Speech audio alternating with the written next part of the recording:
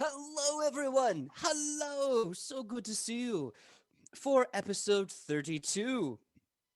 Uh, let's get right into it, shall we? If you know us, I'm going to start off with Mr. Michael Powell. Please say hello. Who you're playing? Wow, it's been a long day. Michael, tell us who you are, who you're playing, what your pronouns are. My God. All right. Well, I'm Michael Powell, and I'm playing the fabulous Rufa, a human investigator, and both of our pronouns are he, him, they, them. Excellent, excellent. Next up, please, Sidney. Tell us who you are, who you're playing, and what your pronouns are. Oh, gee, it me. Hi, my name is Sidney Rubino. I play Alona, the half-elf cloistered cleric, and my pronouns are she, her. Ding. Awesome. Sam, tell us who you are, who you're playing, and what your pronouns are. Hello, I am Sam Sterling. I play Ichipotom Papakui, also known as La Pacifica Dorita, and our pronouns are she, her. Excellent. Ian, who are you? Who are you playing? What are your pronouns? My name is Ian. I'm playing Woodward, the gnome druid, and our collective pronouns are he, him. So, Kylie, who are you? Who are you playing? What are your pronouns? Hello, I'm Kylie, or I go by Kai. It really doesn't matter at this point. I play Shionibus, the Elven Ranger, and we both go by she, her. Awesome. Well, my name is PJ. I'm the GM. My pronouns are he, him, and I'll be playing every NPC in between today. Quick recap if you didn't get a chance to see Kylie doing the awesome job. Here's what you missed on last episode of Edge of Legend. After the Battle of Agrippa upon a Bear, there was a rather informative interrogation of the Blue Rock pirate captain Matazong. Shortly after that, there is some fun times in a church with some tears, as well as, I believe, setting up a party and something that was started a little while ago that hopefully will come true to fruition today. A lot of information was learned about the Green Army and how they're attacking the whole world at war, kind of what's happening with the many different orc tribes and how vastly different each orc tribe is. But now here we are back at not Adelphon Prime. Wow, y'all, it's been a day. Agrippa upon Aubert. And when we last left off, I had everyone give me a quick downtime action and a relevant skill check. So we're going to start off with, let's see, Ichi, if I recall correctly, last episode, you wrote a letter to the mask maker back in Asmacon, one El Toro Fuerte. That will take some time to return. We don't have instant messaging yet in Edge of Legend, but we'll get there one day. Alona says you are praying at the Field of the Hunt in the agricultural district. I believe of Thomsis. Can you give me a religion check? Oh, heck yeah, I sure do can. Oh, yay. Oh, I do love me some religion. It's not like I'm a cleric or anything. Speaking of, that's what you talked about on At the Table this past week, and I'm so sad that I missed it. I was like, damn it. When I saw that was your thing, I was like, oh, man. We'll have to steal you back for another episode of like how to do religious role play. Yes, please. That was a 23. 23 and V. Wonderful. All right.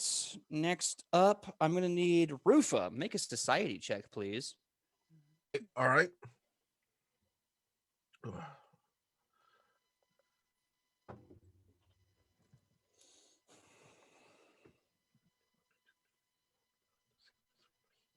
28.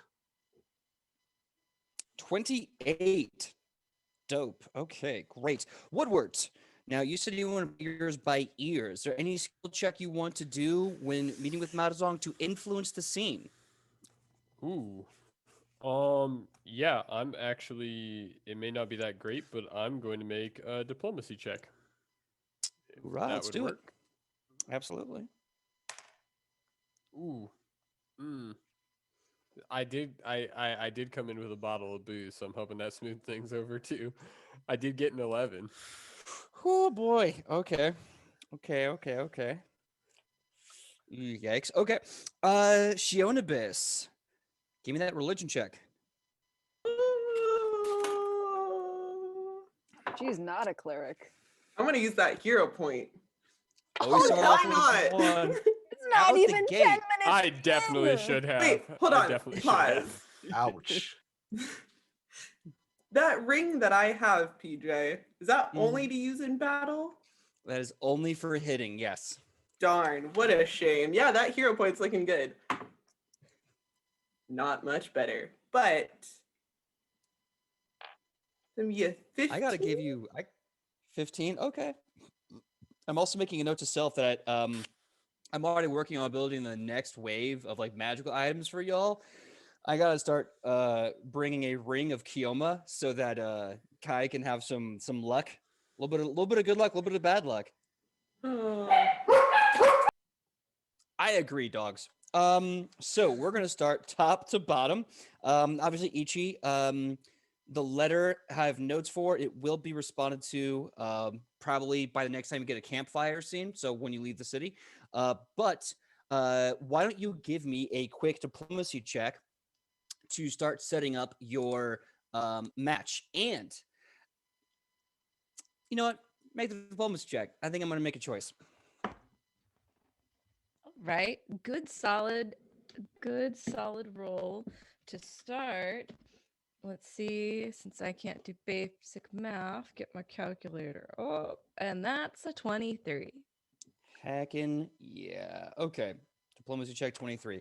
So, you are in the center. You chose the market district for your big display, correct? I believe so. Okay. So Let me the go check. workers, yeah. So the people from the working district and people at the Typing Pine are already getting the whole place set up for the party that's going to happen later tonight. But everyone here loves a good Donnybrook and a hoedown, so they're like, yes, this is going to happen. And you ask a few people, they stop what they're doing on their project, and they come to you, to your aid. Eventually, 3 people come from the farthest northest part of the market district.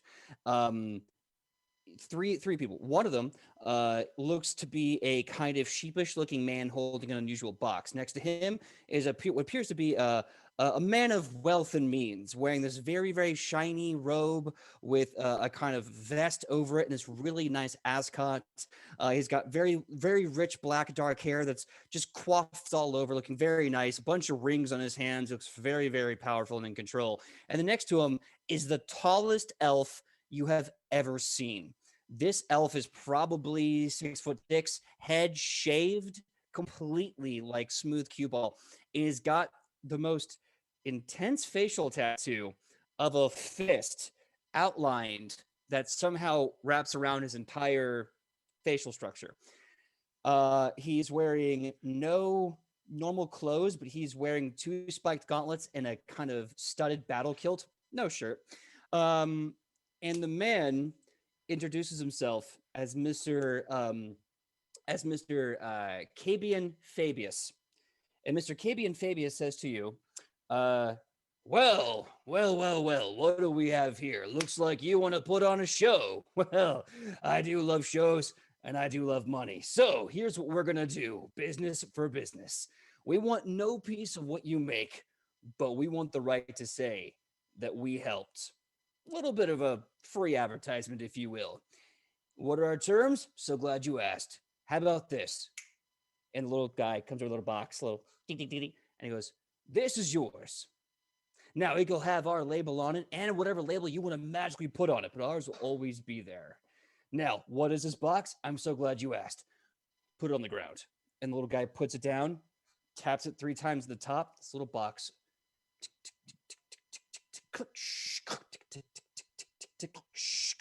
Next thing you see, slowly, systematically, magically, this tiny box grows into a massive 50 by 50 wrestling ring.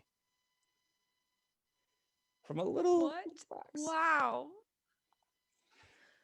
That's really cool, dude.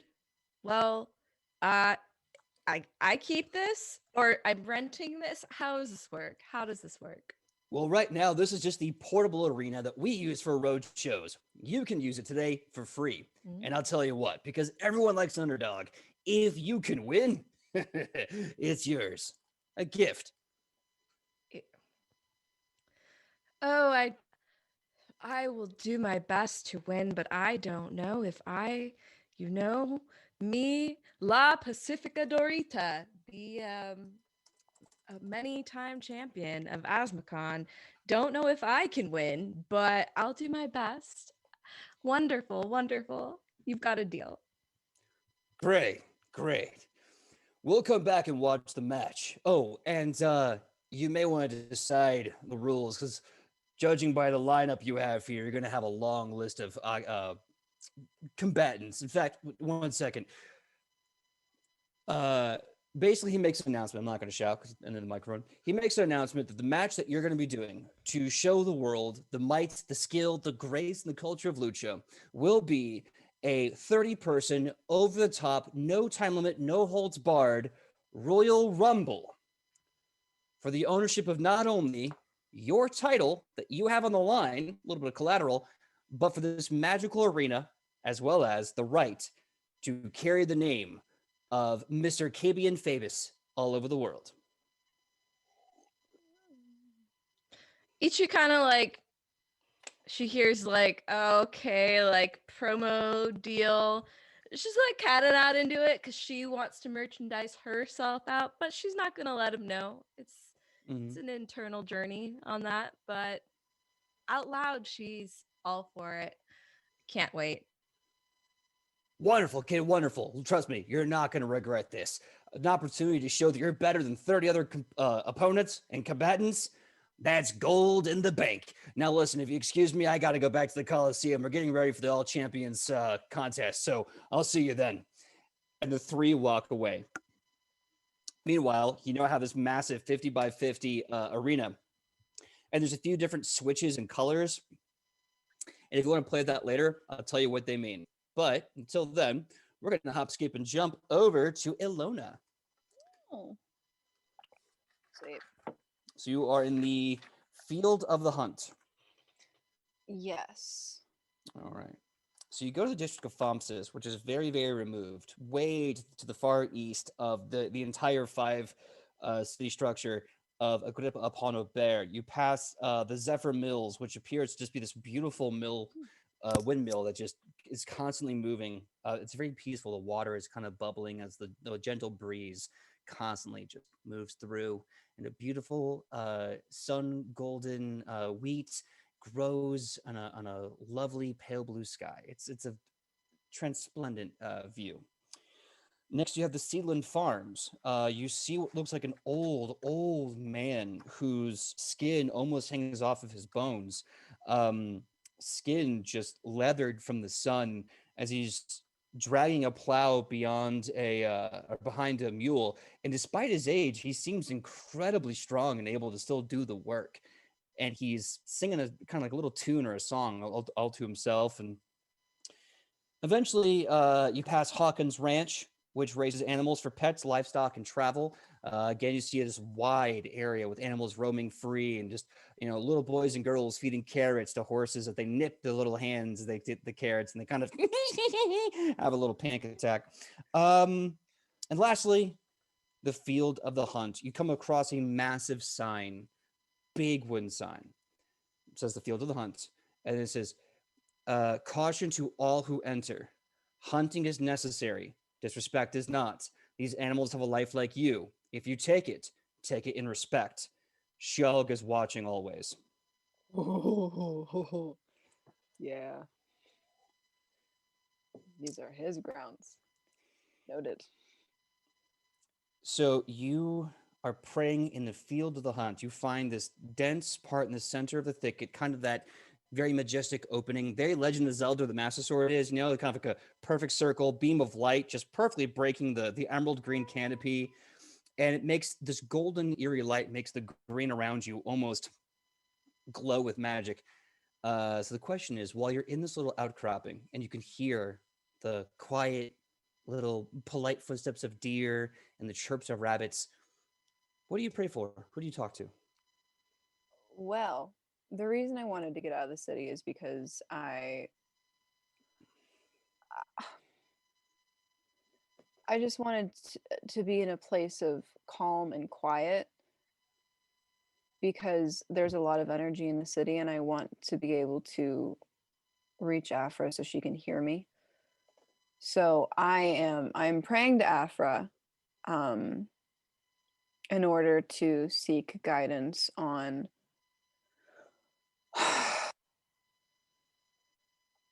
I'm praying to Afra in order to seek guidance on where we are headed with this war. Okay. As you start getting into your prayer and your mantra, if you want to go into that, show us the way. Show me the way. Sorry, not the song. So Ilona lays down. She does not. Ilona kneels in the green grassy glow of the forest with her nails, with her I'm not good at descriptors, PJ. That's your job. Ilona just gets on her knees and she prays. Okay. As you start to pray, you start feeling something kind of tickle and brush against you, and opening your eyes just very slowly, you see what looks like two passion flowers newly kind of rising to your side. Suddenly, kind of moving through the spear of light that just illuminates this foresty area, you see two bodies. One is a gaunt man with a very long beard, kind of hollow, sunken eyes, matty brown hair. His hood is up. He seems to be wearing leathers and moss. You see Ian. You see Ian. Oh. You see this man with this description where with his hood up, a leather, leathers and moss and dark greens and sewn into his clothes are little tokens and trinkets of the animal kingdom. He's got a bow strapped, so like the string is across his chest, anchored to his back. And next to him is a woman who smells of a burning fire pit. Smoke just moves her hair like it's constantly flowing in water. She has this wonderful smile, like a good friend you knew in school. She has her kind of golden blonde hair just sparkling in the light and a simple white robe of the priests of Or. And she walks up and she just kind of sits down. So she's like cross-legged in front of you. And she's like, "Hey, friend, how's it going?" Hi. Hi, Shog. Okay. I should have guessed. I'm in your space. So I don't know if you've noticed, but a lot of things have been happening really quickly. And they're not all great.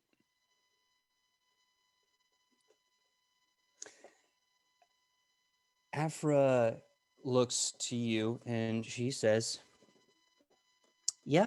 Oh, yeah, we've been paying attention. It's it's kicking off, isn't it?" To say the least. This war. When we were going through Geb Zebel's things, we found his diary. And there was something in there that was really compelling. And there were things in there that I think spoke to a lot of people.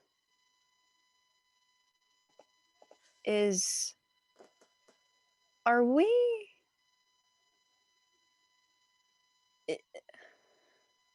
I understand that Kahorba Bubble Boil sort of alluded to that there are morally dubious things that are done in war in order for the greater good, but when does that start to cross the line? Her right knee and like the crisscross applesauce kind of starts to bounce as you see her thinking. And Shalg even kind of nods his head with a heavy shrug.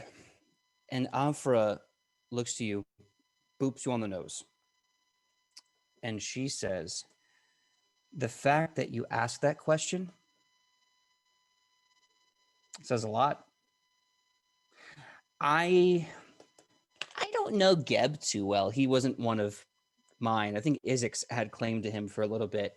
But the difference between the Diary of Geb Zebel and the question you asked me, I'm pretty sure is that you have empathy for him. He only had fear for himself.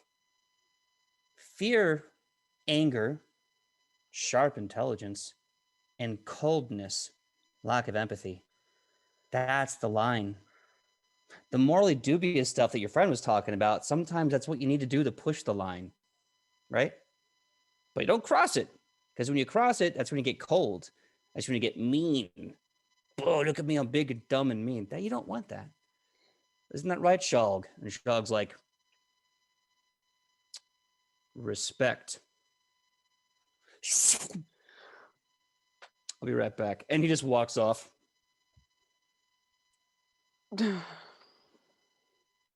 Right, like what the big... I mean, he's kind of quiet, but he's kind of hot, like in that intense way. Listen, the point is respect.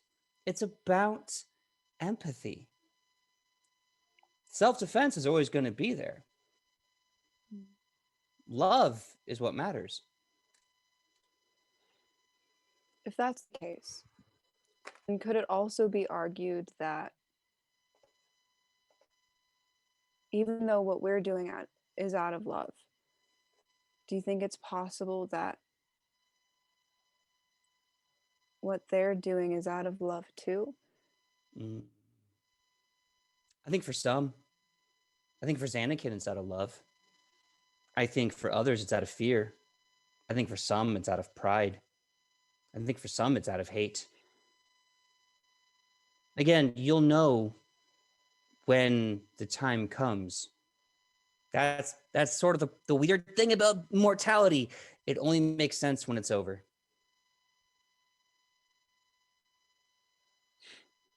You would know all about that. Burned alive. Yeah. What you did to Matazong was really quite stunning. Yeah, couldn't have done it without you. Thanks.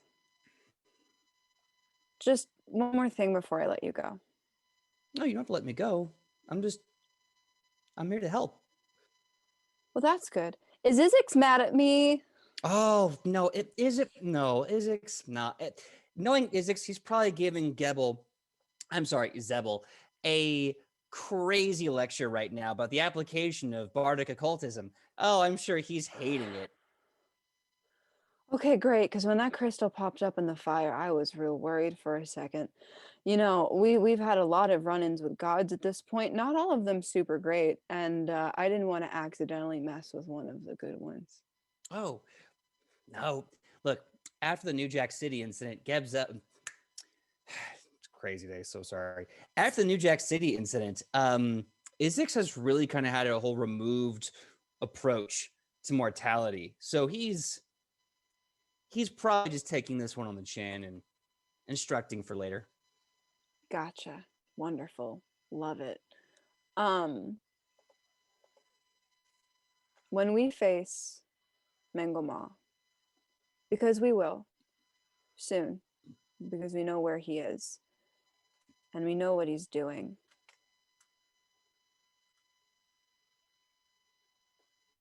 Is there any way that we can save the souls? Of which thing? Of all of them.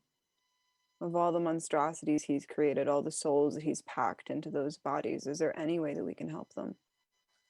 Remember when I said fear and hate and anger and pride are sometimes where people come from? It's kind of a tricky thing when people want to give up their lives for something like this. Maybe because they don't understand the ramifications, or maybe because they just don't care, or maybe because they think it's going to be wicked cool. But they're already spoken for. They're not here anymore. If you want to save them, make sure more don't get thrown into a giant Frankenstein monster. Are you saying that the souls that went into these monstrosities went willingly? for one reason or another. Yeah.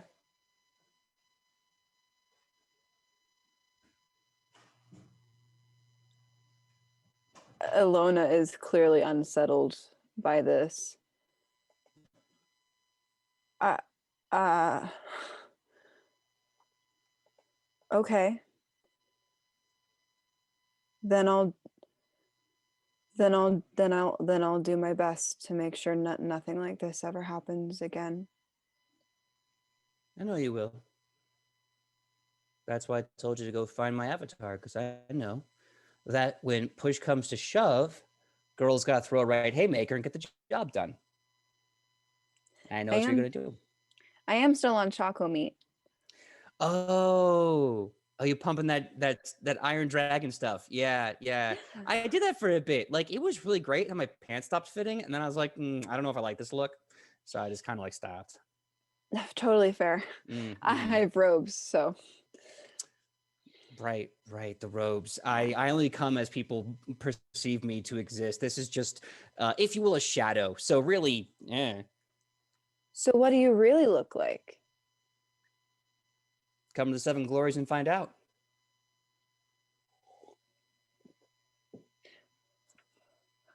Okay. Okay, I think I will. Good. I mean, I hope that's not for a long time, because that may involve dying. But I look forward to when I get to greet you in the Seven Glories. Great. Thank you. My pleasure.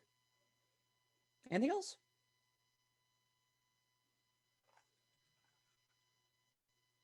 I think the rest I have to figure out on my own.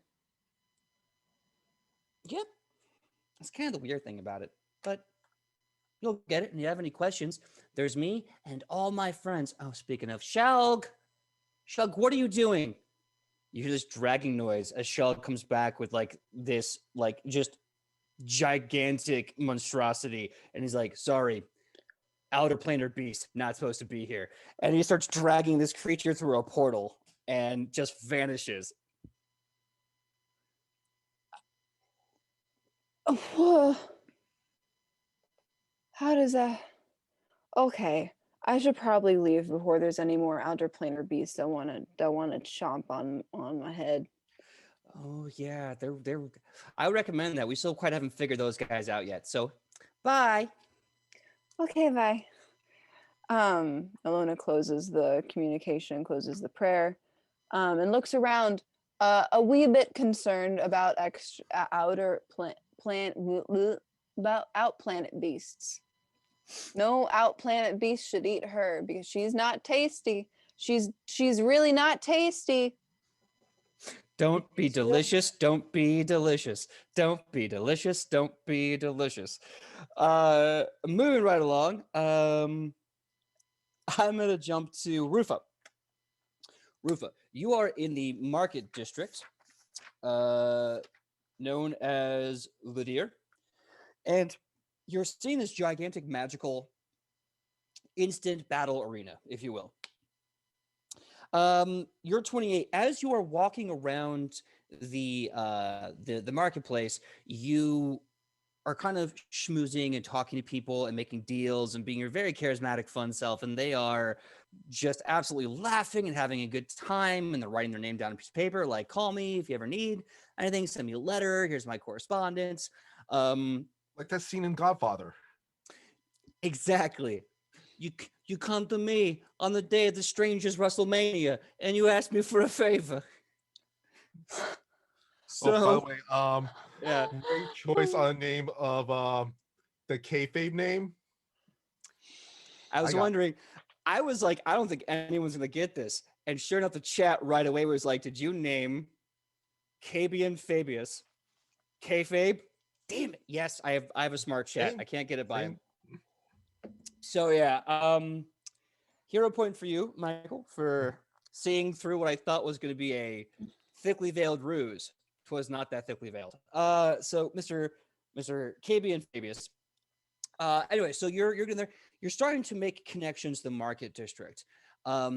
Basically, everyone here is now going to give you a discount, which will result in bonuses for diplomacy checks while in Agrippa upon Aubert. So it's gonna be a +2 diplomacy check on that. You can use it whenever.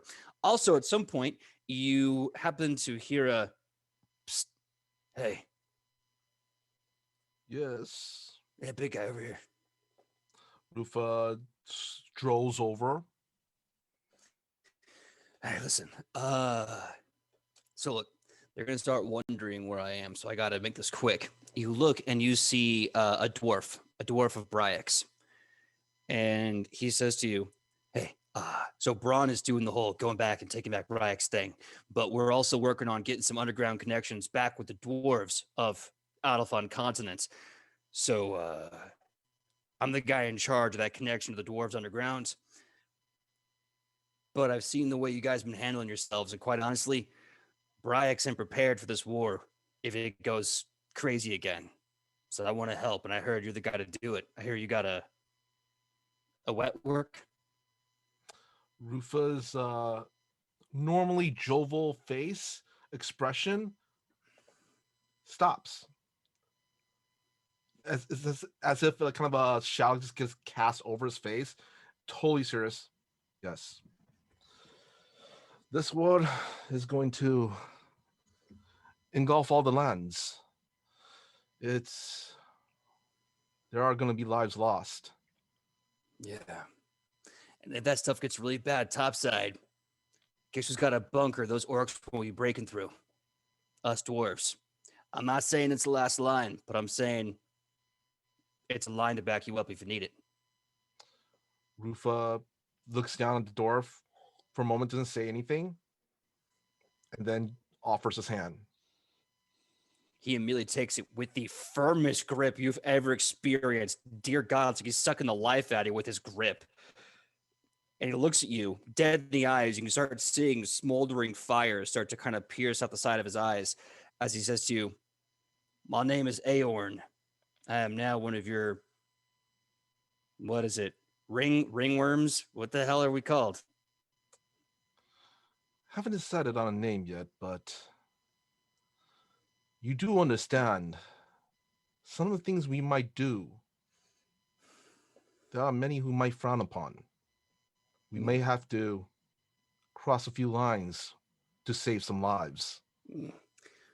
But if you ever find a long walker and ask them what a clodach is, they'll let you know that we're used to crossing lines.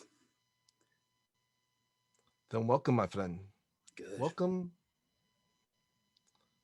Welcome to saving the world. Aorn kind of smiles a bit and he goes, "Well, Forge be damned. You got a pretty mouth. I like the way you talk. Here's to saving the whole damn world." Rufa just kind of claps Aorn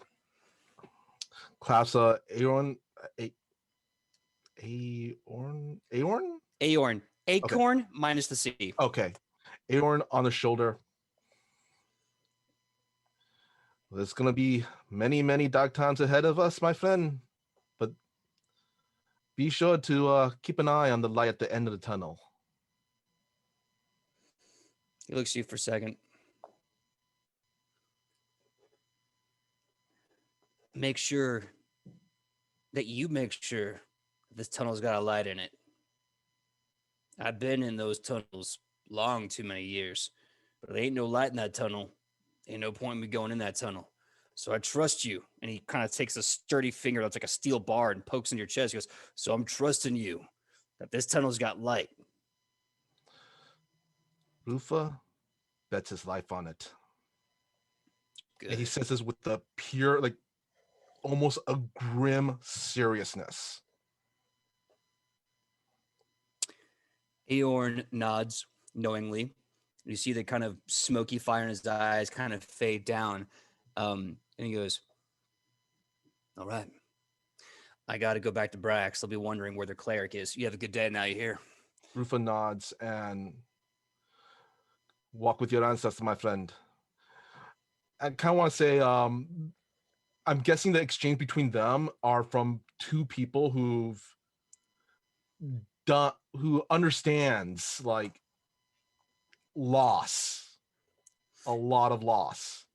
you can feel with the dark seriousness in his words, this is like the tragic necessary bad. You Mhm. know, the terrible things that you don't talk about unless beers are involved and you're in therapy. Like, I had to do it.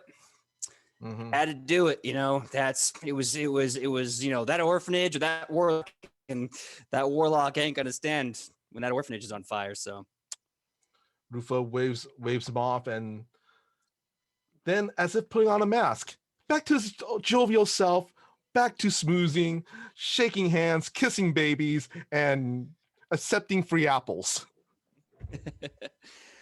again, so you now have a +2 and Agrippa upon a bear, not just for today, but anytime you decide to come back. If you ever want downtime actions in here, you could do that, and you can roll a downtime action to help anyone here with their actions. Also, congratulations, you now have Lofen Sempris, the Weasley crappy senator from Adelphon Prime, and you now have Aorn, the cleric of the hammer and forge god of the topside dwarves of Bryax, who apparently served some time in something called I think I said the Glenach. I have to go back to the play-by-play, make sure I get that right, because my linguist friend who we've been building Orcish with, our next project is to officially create our own Dwarven language. So she's going to hate it when I told her I've already invented a Dwarvish word for her. There you Yeah. go. There you go. Yeah, oops. Okay, so moving right along. It's so guttural too. You gotta be heard over the hammers, you know. Also, this is just a little peek behind the curtain. When you guys eventually do go to meet the dwarves, I can't wait to show you Dwarven work speech. It'll be a lot of fun. I know what this is, and I'm so excited. Okay, so Rufa, you have now a new powerful contact with the dwarves, both top side and bottom side, as well as a bonus to diplomacy checks in Agrippa upon a bear, which can be used during downtimes and even to aid others in downtime actions. But of course, you have to work on that together as a group, like pair that up.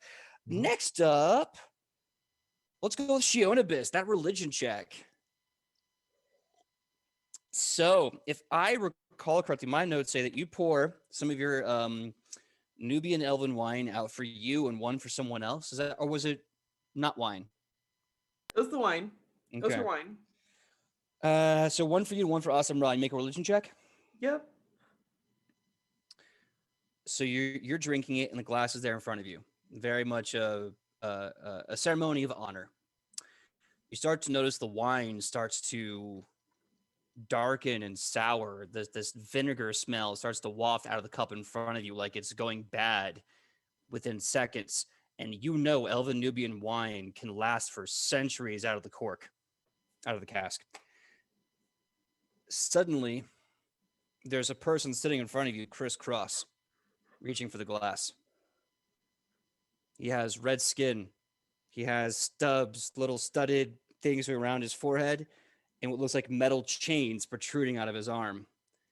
He's sitting cross-legged with the wine, Oh, and he looks to you and he says, I know this drink isn't for me, so I'm not going to drink it. It's just that they can help you with. Places it down in front of you. You're not the one I wanted to see today. Mm-hmm. I know. So then why are you here? You poured a glass out to Awesome Ra. I know where he is. And I can give him to you if you'll let me. Why do I not believe you? Maybe because every time that we've talked, I've like almost died. Mm. If I recall correctly, you touched a little blue shiny bobble rock under the water. You touched Half's kid. You don't touch Half's kid. You almost drowned in that water, and I'm almost positive what you saw was just a hallucination of a magic stone. But maybe it was the god of water weighing in on your presence in his waters. And yet, what have I done? Physically, directly, to kill you.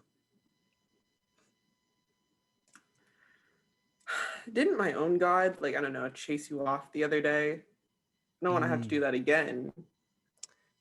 I like to consider that a tactical misunderstanding. You see, we're still trying to figure out who owns the red waste. Set is a very stubborn man, as I'm sure you're aware, but just because he's stubborn doesn't mean he's right. And you are? I mean, I've been wrong before. I won't know until it's over.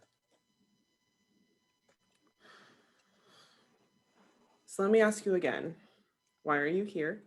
And what can I help you with? I want to give you Awesome Raw, but I want to give him to you as a deal.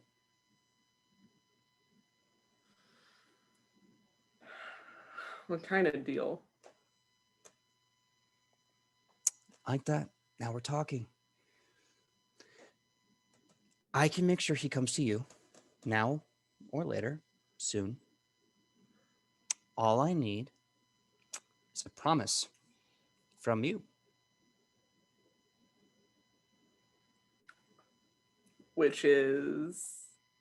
You know that guy you already don't like? You know, the guy who's just an absolute bummer at parties?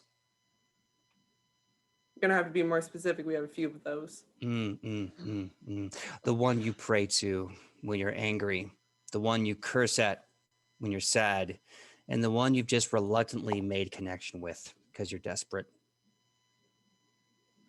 Desperate's a little strong of a word, but go on. I think you know his name. Denounce him. Denounce him. Take my hand. Join me.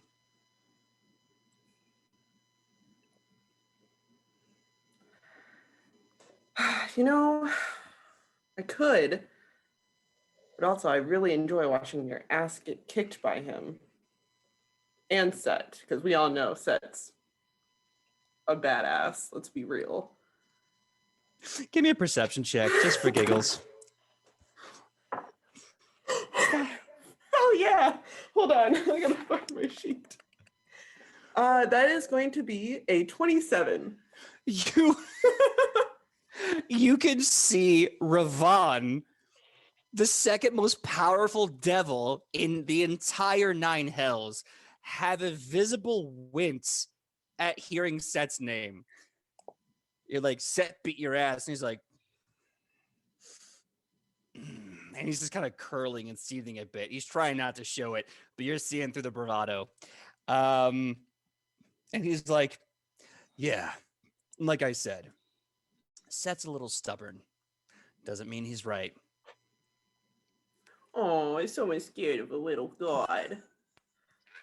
Is this before or after we kicked their ass on Saturday? That's what I was like, I really want to know what she knows about Persephone. Oh, that's a good point. Well, Yeah, where did this happen canonically?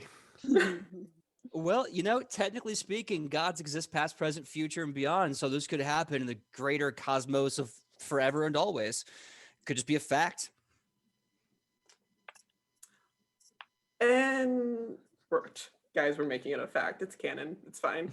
I heard a story that like Persephone also might have kicked her ass as well. Doesn't she like make like flowers appear or something? Like you like really flowers? Hold on. Scared of a few thorns. Ravan leans in and he goes, do you want to hear something amazing and hilarious? I'll tell you, I won't even ask for you. I just want a small thing. Give me like a gold. Give me something and I'll say something really funny about Megaw. Or you could just tell me and we can just like quit the crap. Okay. You know, I'll consider this a part of like you and me having rapport and bonding. So Megaw is still terrified of Persephone. Every time a cool like spring breeze goes through like the deeper circles of hell, like Megaw just has this moment, and that's when I punch him in the face. It's so hilarious.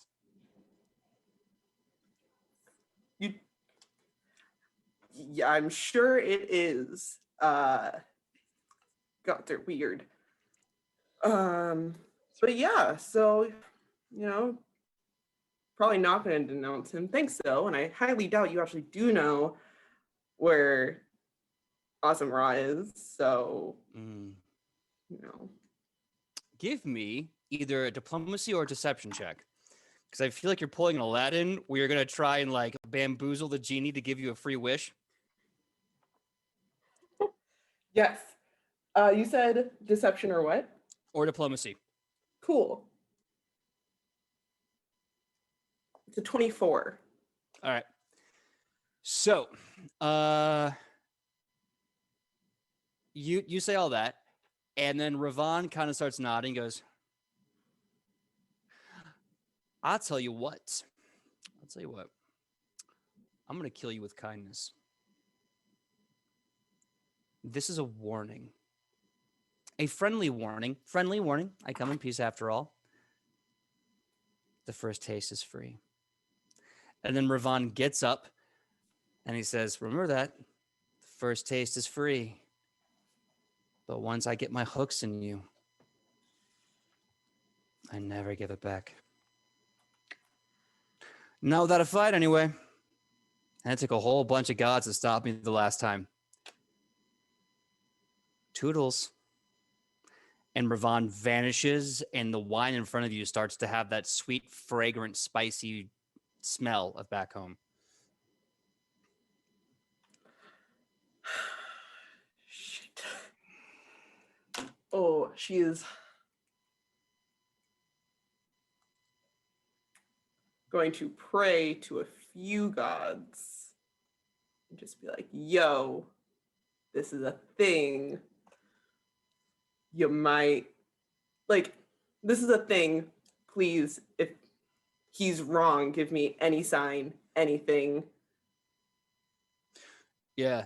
You hear, you kind of get this sensation from like Ra in the back of your head going, I'm a little busy. My backyard looks atrocious right now. You hear from Horus this kind of like this very proud like Scrappy Doo kind of like, F yeah, bring it on. I don't care what it is. I'm Horus. I'll step up. I'll slap him down 2 times. What's that? Horus in the house.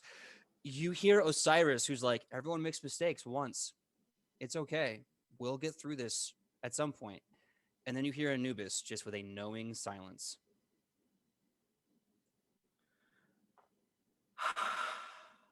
God, you shouldn't. If you're down there, you shouldn't be down there. What did you do? What did you do? What did you do? Okay. She's going to down her wine, pour the other glass like in a circle surrounding the sword, and then take the sword out of the ground and put it back in its sheath and walk back in the town. No, we're gonna walk around the town. We need to blow off steam. Absolutely. Now, last but not least, because I don't know if it's going to take too long or not, Woodward. Diplomacy with the drinks, I'll even bump it up to a 13 as you're now talking to Matazong. You see her, she looks a little roughed up. She's still in the chair. Honestly, she seems very comfortable in handcuffs. You know what I mean? In the chair. She looks at you, and she sees the drink, and she says, how am I going to be drinking that if my hands are tied behind me back? Well, I can put your hands in front. I mean, you still look pretty banged up, and I think Woodward like makes his way to the back and sees if he can get these handcuffs off to put her hands in front of her. Okay. Yes. And he says, I don't know if you remember the fight, but I was the bear, so don't try to pull anything. Oh, it's not often I see a bear in the shape of a wee man, but I'll take your word for it. It's kind of the other way around. I was a wee man in the shape of a bear, but I'm also a wee gnome. Everyone gets that wrong. What do I need to do to get these handcuffs? There it is.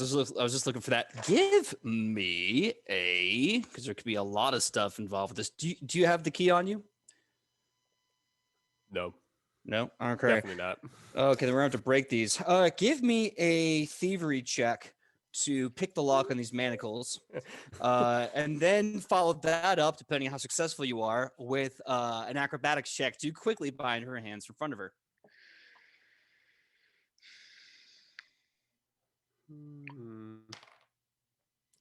Ooh, spicy. I'm gonna not break those handcuffs at all with a total of a 7. Yep, you are looking at the lock mechanism as manacle, and it is like backwards gealgebra. Those aren't words. That's how bad this is. It's gealgebra. Hey, look, I'm not. Uh, do you want the drink? I can just kind of like, if you just tilt your head back, or I don't know how else to get you this drink, and I feel like you need it. Right, I know. I trust it. It's just like stand in my lap with the drink, and then pour it in my mouth, and I'll just take it like. Yeah, that. okay, fine, that'll work. It's not a big deal. Yeah, what am I gonna do? Oh, I'm gonna buck you off, but then I waste a drink, and that's just a crime. Woodward does it like he pulls over a chair and like he stands on top of it and tries to like give her a swig out of this bottle to the point where she gets enough to be comfortable. I assume this is probably like whiskey or something along the line, so it's not like just like filling, like just taking a big gulp or anything. It's just a nice sip and then puts the bottle back. She thanks you. I thank you, Dad. Yeah, how are you feeling? Well, my mouth is on fire from the whiskey and probably also the open sores. My face is feeling a wee bit numb at this point. My arms are getting tired. My sea legs are starting to ache something fierce. Other than that, it's a Tuesday. Did they say whether or not they were letting you go?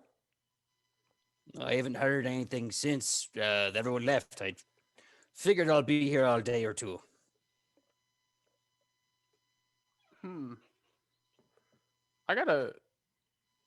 I'm sorry this happened to you.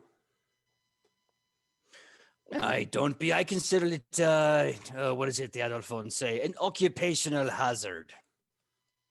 No, I guess the fighting's done, right? Like we did that part. And so I just don't know if it has to be done again. Like when you're tied up like this. You.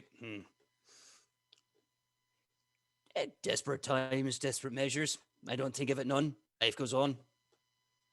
So, I got a question because I want to talk to everybody else when I get the chance. If you weren't here right now, where would you be? Oh man, assuming I wasn't here, fighting all you, I'd still be back by the Great Divide, probably jumping from Odeyasu to Kokujo, make another marine attack across their coastline, fighting their navy. I'll say this, the Kokujos have a really great navy. They have ships, mind you, made of wood and steel that look like dragons. It's absolutely intimidating. I bloody love it. I can't figure out how to fight the bloody boats, but they look really cool. Other than that, we just be jumping from island to island, just ransacking the coast and leaving.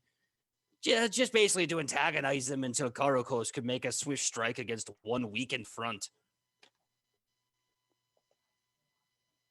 I guess I'm in outside of the war, but I guess that's kind of your life right now, ain't it? Look, if I wasn't getting paid to do this for war, I'd be getting paid to do this for not war. What would it take you to stop? Stop attacking people for money, food, freedom, and profit? Well, I'm just saying supporting this war. I mean, I just feel that a lot of people could probably just turn around if enough of the people in charge did. Give me your choice. Perception check or Okay. diplomacy check? Ooh, yeah, definitely going to be a perception check. Mm-hmm. I'm going to use that hero point. Oh, use it. That was a nat 1 on the die. Oh, so glad you got that hero point. Dear God, I just rolled a second one. A second nat 1? like right off the top, Oh, just immediately. You know what? You know what? I'm feeling saucy. Thank you for that critical fail sound. Give me one more D20 roll. I gotta see if there's three I- ones in a row. yeah, oh, I just gotta. Woodward goes blind in his left eye. no. I rolled a freaking nat 20. Right. I'm just all over the meter tonight. All right. But with that nat 1, it was a 12. Okay. You're looking in her eyes, and her kind of grin that's missing one gold tooth, and all you can think is she must want seawater. She must be thirsty. Because she looks very thirsty. Whiskey does make you parched sometimes.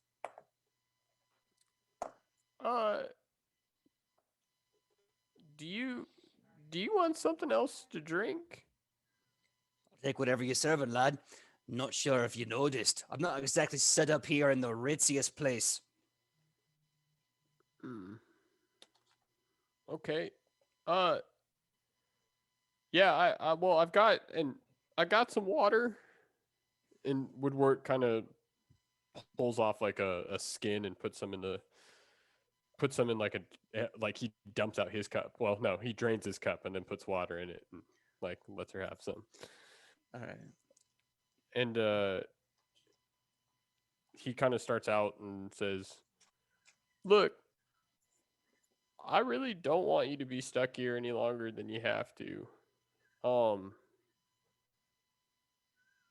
It's going to take a lot of convincing on my end because as far as the rest of the group is concerned, it was me who let Xanakin go. But I figured, and I'm kind of making a bet on this one, but if I can get them to let you go and we capture, this war keeps going because we all know it will. If I let enough of you go, you'll all start thinking about who you're fighting twice, right? I mean, if we're winning but still letting you live as best we can.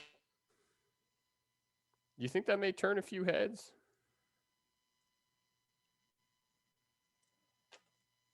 GM roll.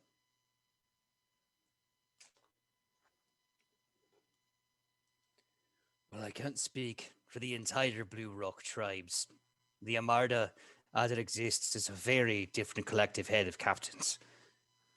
I cannot speak for the Black Spear tribe, as quite frankly, I hate the forests. And if I could spit on them, I would. I can't speak for the Red Rock, because, again, mountains and boats don't really go hand in hand together. But the one thing I can say is, you've just turned my head. And I'm starting to think twice about this whole Navy of Coral Coast nonsense. The gold's good, but eventually the gold's going to run out. And I ain't dying for well, she can't air quotes because her hands are tied up. But you can feel the invisible air quotes. She's like, I ain't dying for pride or country or home. Puh. My home's on me boat. Or if someone sinks a little bastard, I make a new one. So Coral Coast can take 2 steps back and piss on his own grave. I ain't fighting this war for him. If I found a way that you could reach out to me at some point later on, I'm just trying to figure out if there's anything else we could give the orcs. Well, the one thing I know for certain is that all orcs really just want peace. But the weird problem there is disagreement on how we get there. Some orcs agree that peace can only be achieved when there's absolutely nothing left. Some agree that peace is there when being left good and well alone. Some believe that peace is earned through steel and blood and can only be achieved on the horizon. I think you're probably better off just asking yourself, what can you do to return things to normal? And maybe peace comes from normal. Or maybe you fix normal. But we're way past that at this point now, aren't we? I've seen this world turn quite a few times. And trying to get things back to normal means it only sticks around for the next 100 years. So I think we just need to try to find a new balance rather than trying to reach something that is just going to fade away. I think you're talking sense there, lad.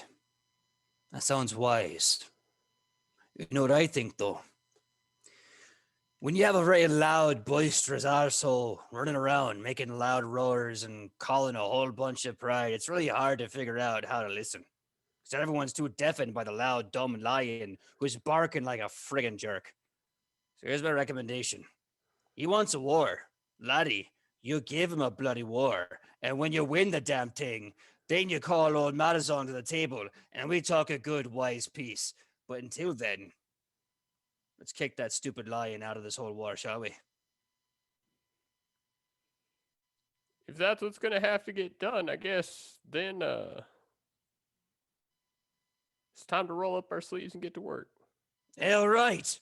Aye, no calf never born with bloody hands. That's what we say. Listen, get me out of these manacles, or I'll give you a key to a boat. And next thing you know, well, let's be on our own then. Honestly, that sounds great. I just can't work a lock, so I'm gonna go ask my friends if they got a key. The bartender might. Just give me a second. All right. You took the wind out of me sails with that one. But all right, go right ahead. Woodward heads out and asks if there's an extra key to the manacles.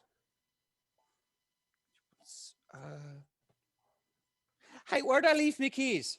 For the good pair. No, the other good pair. No, the good work pair. You know the ones. I forget my head if you didn't tell me it was on my shoulders. Thank you. Reaches under the desk, pulls out a set of keys, slides them to you, and goes, all right, you don't want the short one, you want the long one. Use that. Just pick it in a few seconds. You'll be all right. Okay, great.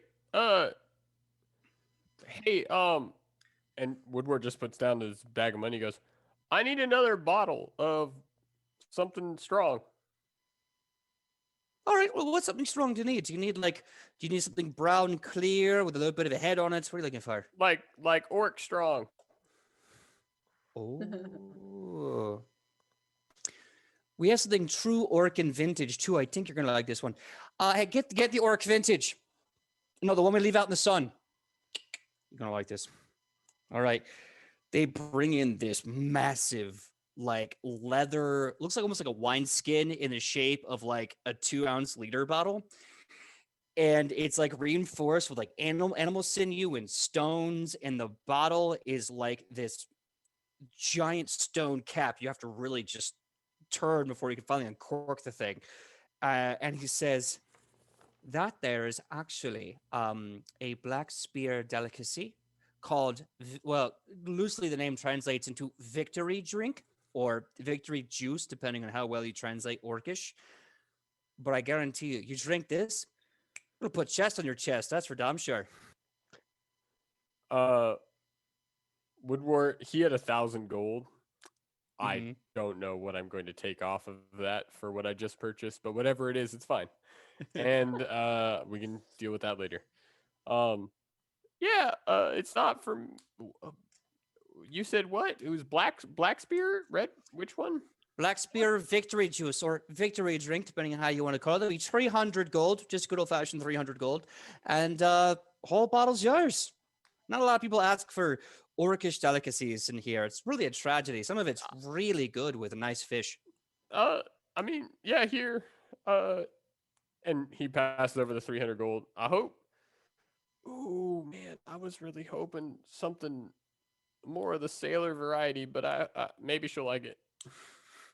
And he just kind of waddles away from the bar and comes back in with a key in the hooch. And he looks at Madazong and says, look, I got 2 things here. A way out and a gift for leaving. Now, when you go, I want you to drink this someplace where you're not fighting anyone, where you're probably sitting at your own dock with your own boat, and someplace that isn't just a city full of innocent people.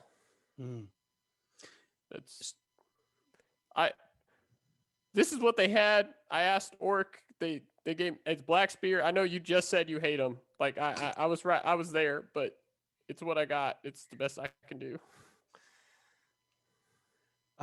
You've let Mazong out of her manacles, correct? Nope. I'm holding Nope. the key in the hooch and see what she says. She nods solemnly and she says, I thank you very much. In fact, I know a bloke somewhere up the northeast seas that owes me a favor and a place to stay.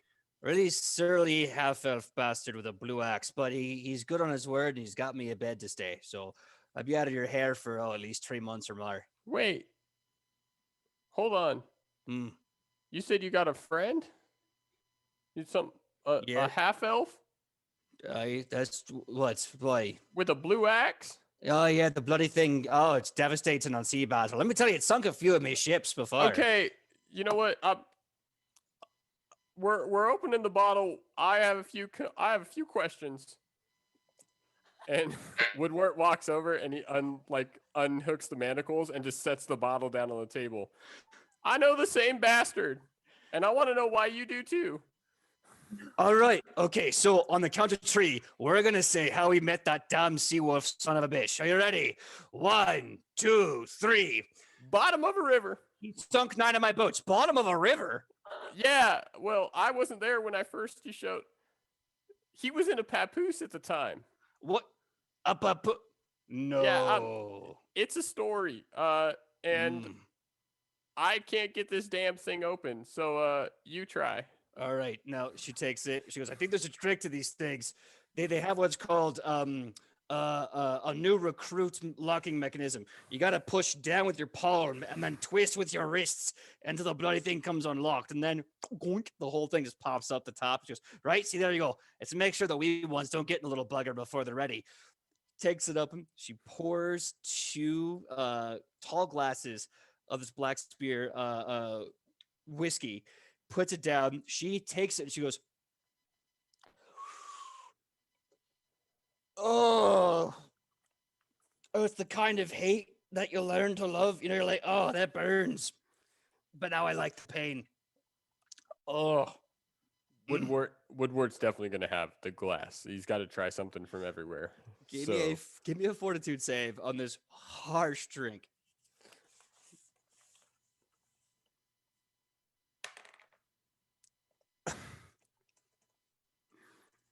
I got a 15 total.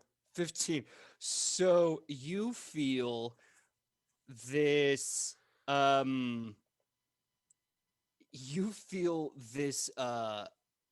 immediate burning sensation.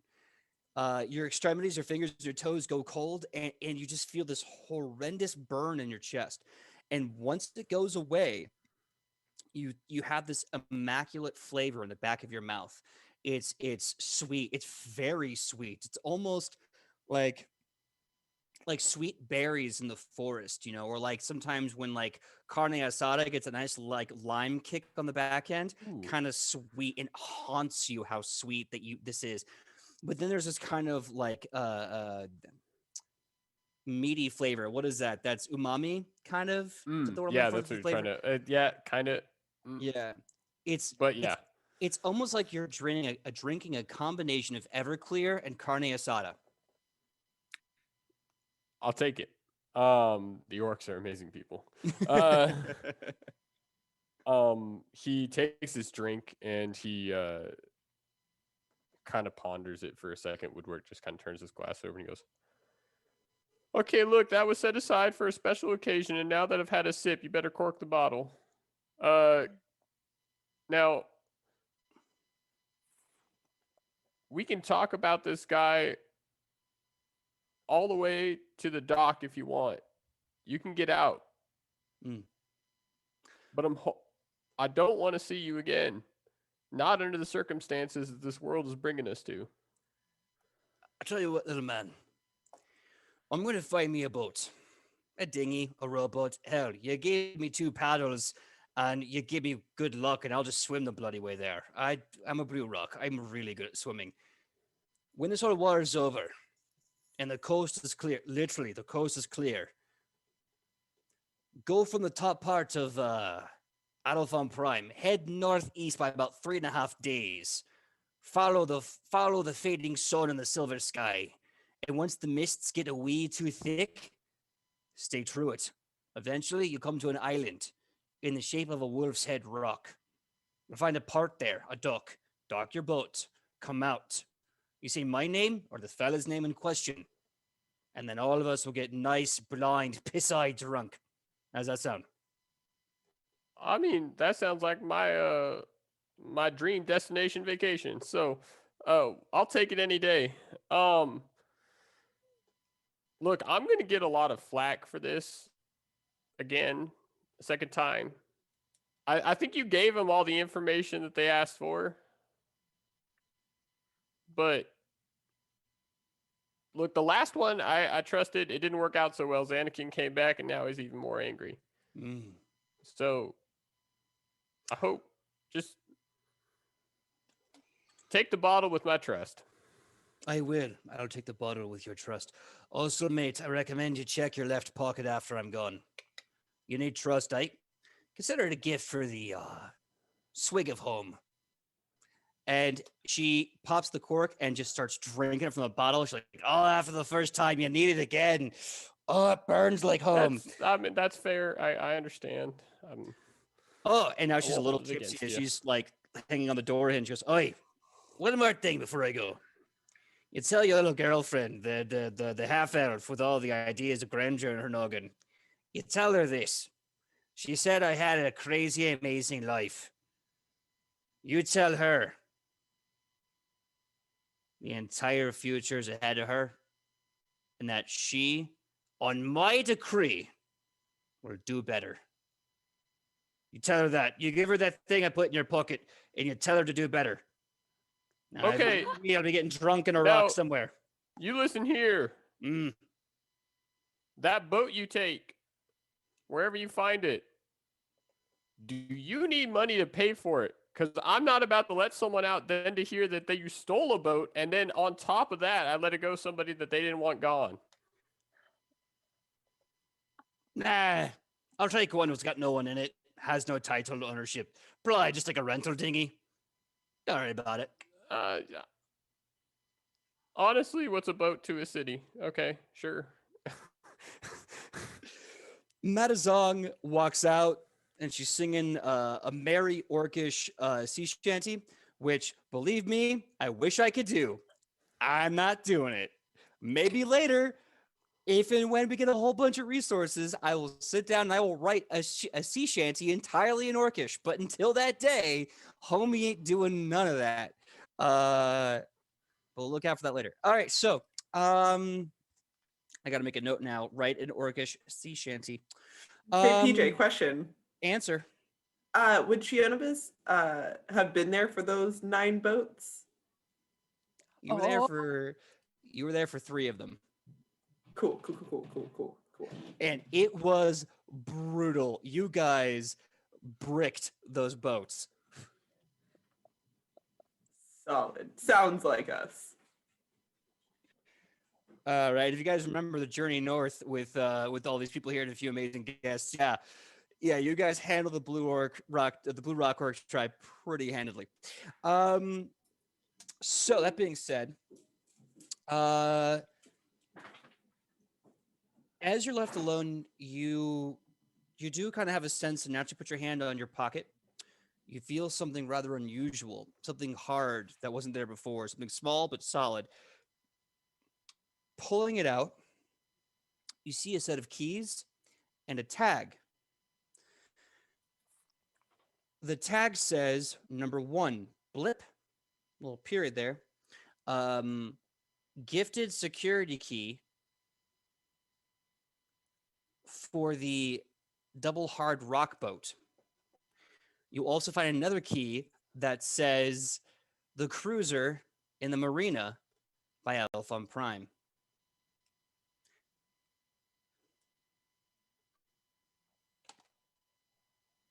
Okay.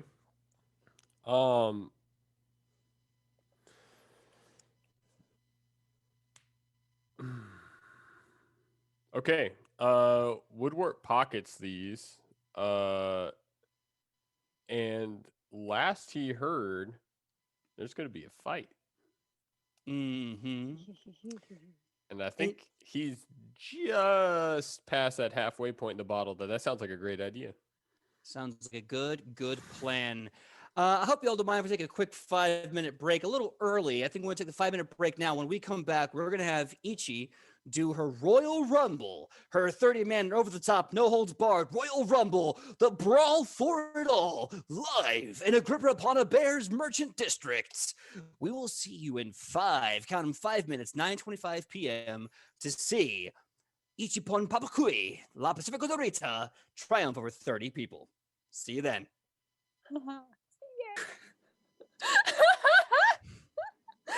Hey everyone, good to see you. Thank you for that quick 5-minute break. Want to make sure that we had a nice reset before we got into this because I keep giving myself more stuff to do. We may not even get to the party tonight, depending on how this Royal Rumble goes. But that being said, I want to do a quick announcement before we go to the Royal Rumble. This is very, very important. There is a poll that we put up because we saw some of the chat having this little discussion. So we figured that we would answer it for everyone. Who is going to be the celebrity appearance at Ichi's Royal Rumble? Please check a poll. Let us know if it's there and vote. We're going to do about maybe 5, 10, 30 minutes of role play, whatever, with the Royal Rumble. And we'll decide at the end what you guys vote upon. So go ahead, check that out. Start your voting. And without further ado, we're going to... Oh, the real Gobshite. The real Gobshite, thank you so much for the raid. You guys came at a very awesome, weird time. We just had a great interaction with some role play. We took a 5-minute break, and now the Barbarian Luchador is going to start doing her very public, awesome battle show. Please take a second if you want to go to our poll and vote on which celebrity appearance, fictional, of course, will be changing a little different when we go live, or when we go to the fight, will be appearing in Ichi's demonstration. That being said, Ichi, please describe to us how you start off. Give us a great big speech about how you're going to introduce the world to the might of Azuma Khan's Lucha Warrior. All right. So, first of all, she's going to be wearing that dress that she bought from that fancy dress store. And she is is the stage set? Is it just down to her kind of like announcing the start, or where are we at? I believe Michael has a quick introduction speech you'd like to do. So if you want to, let's have Michael do the introduction speech. Actually, I'll let you guys decide amongst yourselves. Do you want to do Michael's intro speech in character first, or do you want to do your presentation of Lucha in the Royal Rumble first? You guys can discuss. I think I would like Rufa's speech. All right. Is that cool? That sounds good to me. All right. Well, Rufa is going to stand in the center of the ring with, I guess since microphones isn't a thing in the world, it's going to be one of those, those carnival barkers, giant cones. Oh my I think Ichi may still have hers left over from Bryax. Would Ichi right. let Rufa borrow that? I crafted one. Yeah, you made one in Yes. the middle of Bryax. Could Rufa borrow it? Yes, absolutely. All right. Yes. Behold, La Pacifica Dorita, the Unsplintered, the mistress of the squared circle, the rock, the hard place, like a wind from Azamakan. She sweeps by, blown far from her homeland in search of glory and honor, and perhaps a bit of coin. You are all blessed to experience and witness her awesome might, and woe to those unfortunate to cross her path.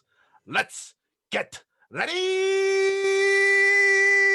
to rumble!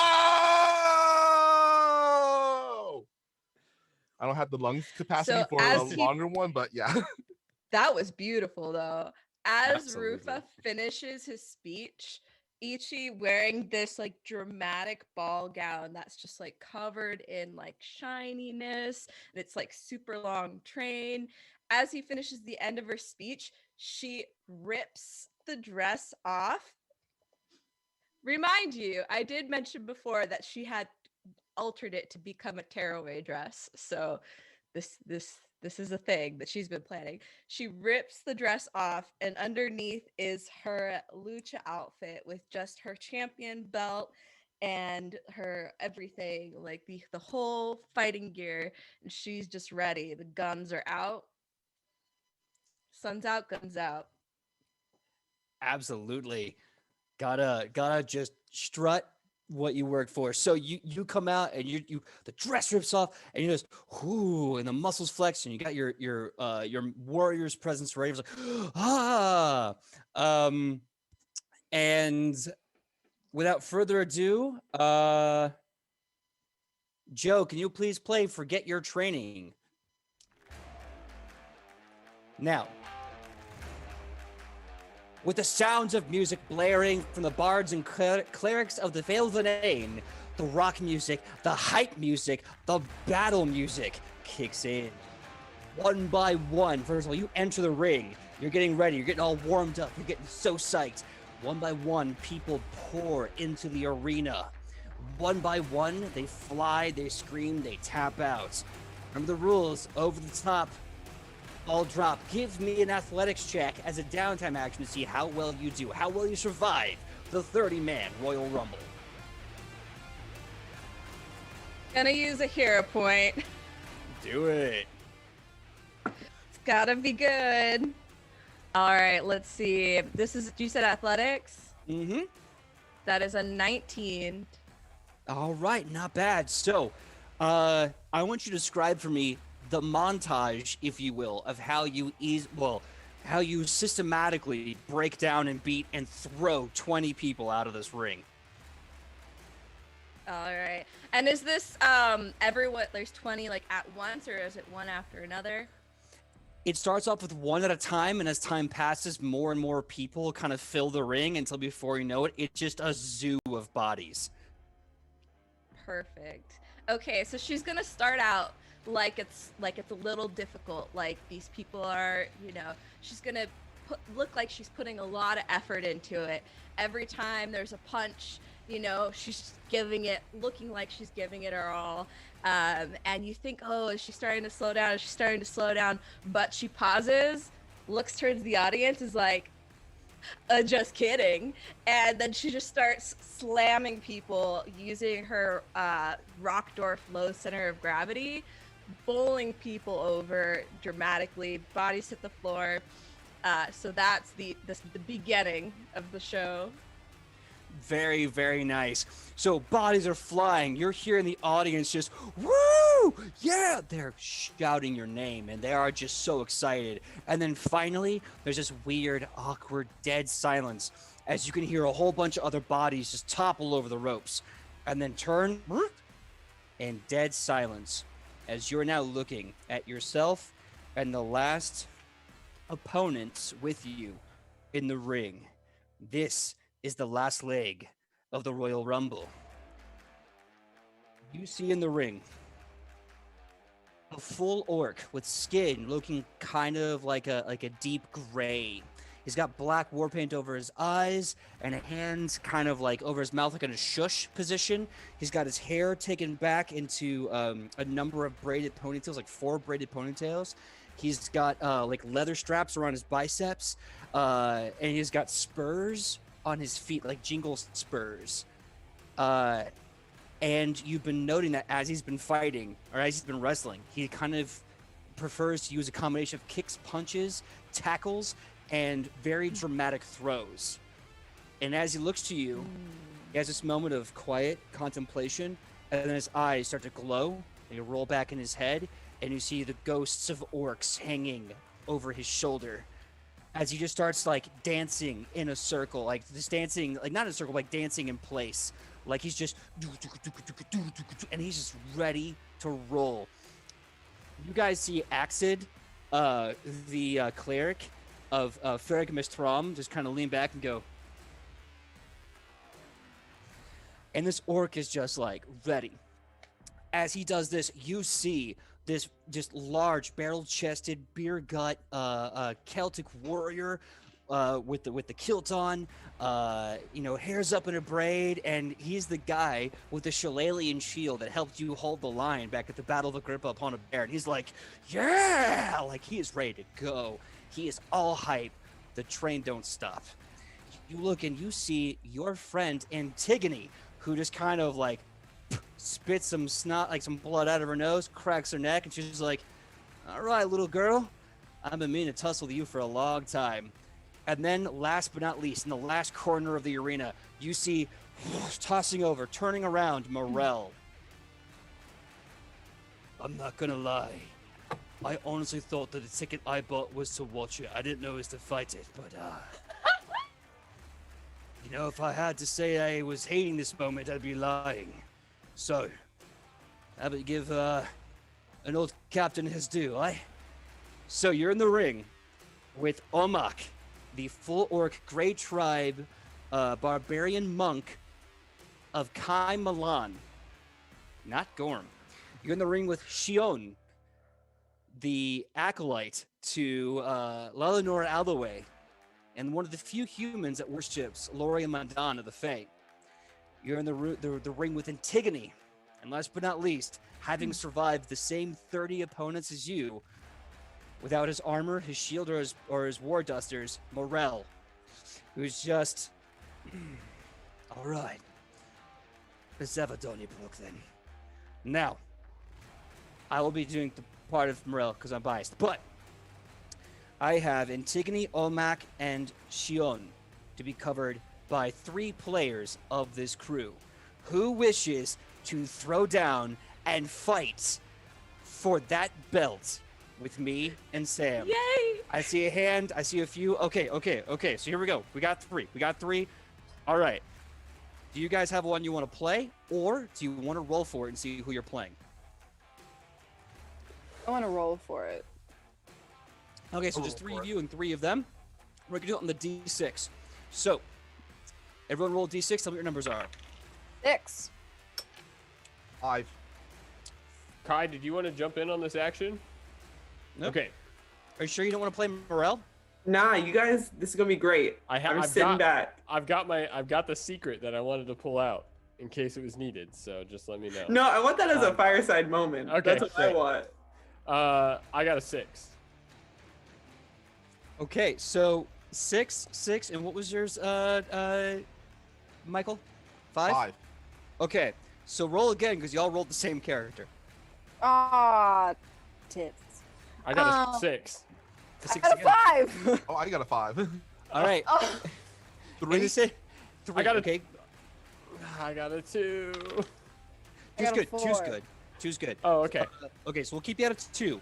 3 and a 4. All right, let's have the 3 and the 4 roll off again. I was going to stop you at 6, but you already rolled, so we're just going to go with it. I'm just gonna keep 6. running. I got 4. 4, what was yours? 6. 6. Okay. That'll work. So, now, if you guys hate these choices, I'm just going to throw all this out the window and say you can trade. But, Ian, you are playing as Omak, the full orc Grey Ash tribe warrior who worships Kaimalan, Cool. a.k.a. the Ruckus. Oh. So, imagine your half-orc as a spirit instinct barbarian monk who has to dance at all times and prefers to fight with what's called shoot style. Basically This kickboxing with takedowns. sounds like something This sounds like a character you've played at one of my tables. I don't know what you're talking about. Who had the 4? Me. All right. You're playing Antigone. Yeah. Sweet. All right. And Antigone, she's been fun with you guys for at least 10 episodes. Big badass fighter, ain't afraid of nothing. Michael, yours was 5 or 6, one of those 2? Yeah, one of those 2. All right. You are Mr. Erengelbrach. You are Shion, the human Celtic warrior who worships Lorien Mandan, one of the few humans that prays to the fake gods. Now, here's how this is going to work. The rules of the Rumble are simple. Over the top, foot have to touch the ground. Any chaos or violence that happens in the ring is legal. No holds barred. Hardcore is encouraged. Weapons as well. Now, if you didn't bring weapons, you have to go find them. If you go under the 3rd rope, that's legal. But if you go over the top and touch, you're out. Last man, woman, human, orc, or dwarf standing wins. Now we roll initiative to see who wins the Agrippa upon a Bear Royal Rumble of episode 32. I'm not going to attempt to do a Irish or Celtic accent because that's going to be just come out horrible. Just saying. It's all right, whatever you're comfortable with. Hey, Felix Chance has an Irish accent, and me and Ian talked about like why he wouldn't have an Irish accent for this game, and I think we came up with a really cool That canonical was actually reason. cool. I really like it. Are we adding our perception, or are we just Yeah. giving you the raw roll? Let us do. How about this? Sam, what is your perception bonus? My perception bonus, but I also rolled really high, so I want to use my roll really bad. My perception bonus is a 9. I got a total of 26. Sounds like a Normally. plan. Ooh. Everyone, you get a +9 to your roll.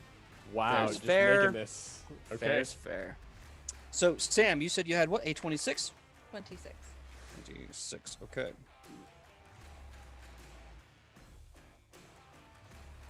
So into this.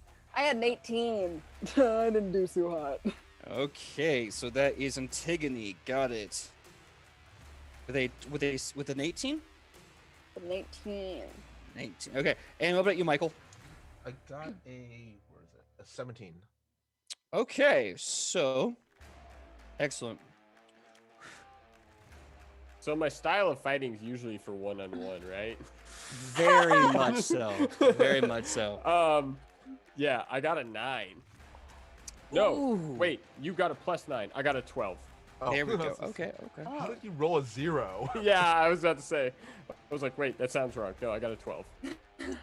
Okay, 12. Excellent. Okay, so I think I actually have the order here. So, I'm last. now that the Rumble's in its last stage, all the marbles are on this. That belt, that honor, your lucha, your family, your tío, and your grandma are now watching in the battle of life and death as you put yourself out there to show the world that lucha don't back down, lucha don't break. Starting off, the man wearing the orange tunic with the loins girdle, the Akkadian sensation, the crusher of ore, with the eyes of the goddess, here comes Morel. He looks at everyone for a second. He looks at Sam. And he's having a crisis. He's going to go for 1, 2, 3. He's going for Itchy. Okay, so come on. Okay.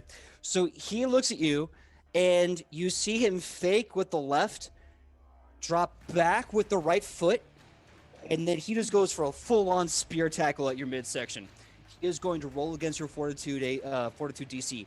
What is your fortitude bonus plus 10? My bonus plus 10, that is 21. 21? Yes. Okay. So as you're looking at him, he does the fake out, basically fake out into a single double leg, bam, takes you down. Massive spear tackle to 23. Takes you to the ground Ooh, and also, with the shoulder.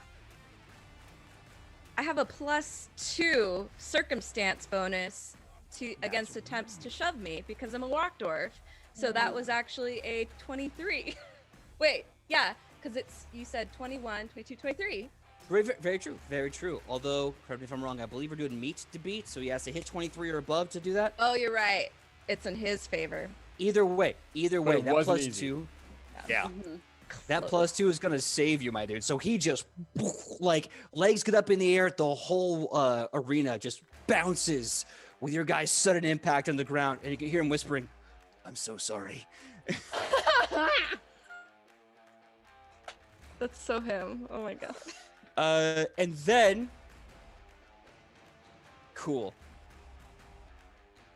So the 24 from that spirit tackle, he starts to basically hop his hips to your side, swings around, slides the hands up from around your arms, and brings them back into a fist. He now has you in an inverted crippler hold. He's choking you and hyperextending your arms behind you. You're basically doing this as this like 6'4", 40 pound beefcake from Acadia puts you in a submission lock. The lock is in. You have to break out on your turn or slowly lose consciousness until you pass out. Submission hold style. Next up, speak of the All right. devil, the Lucha Princess herself. La Pacifica Dorita, your turn. What are you going to do? All right.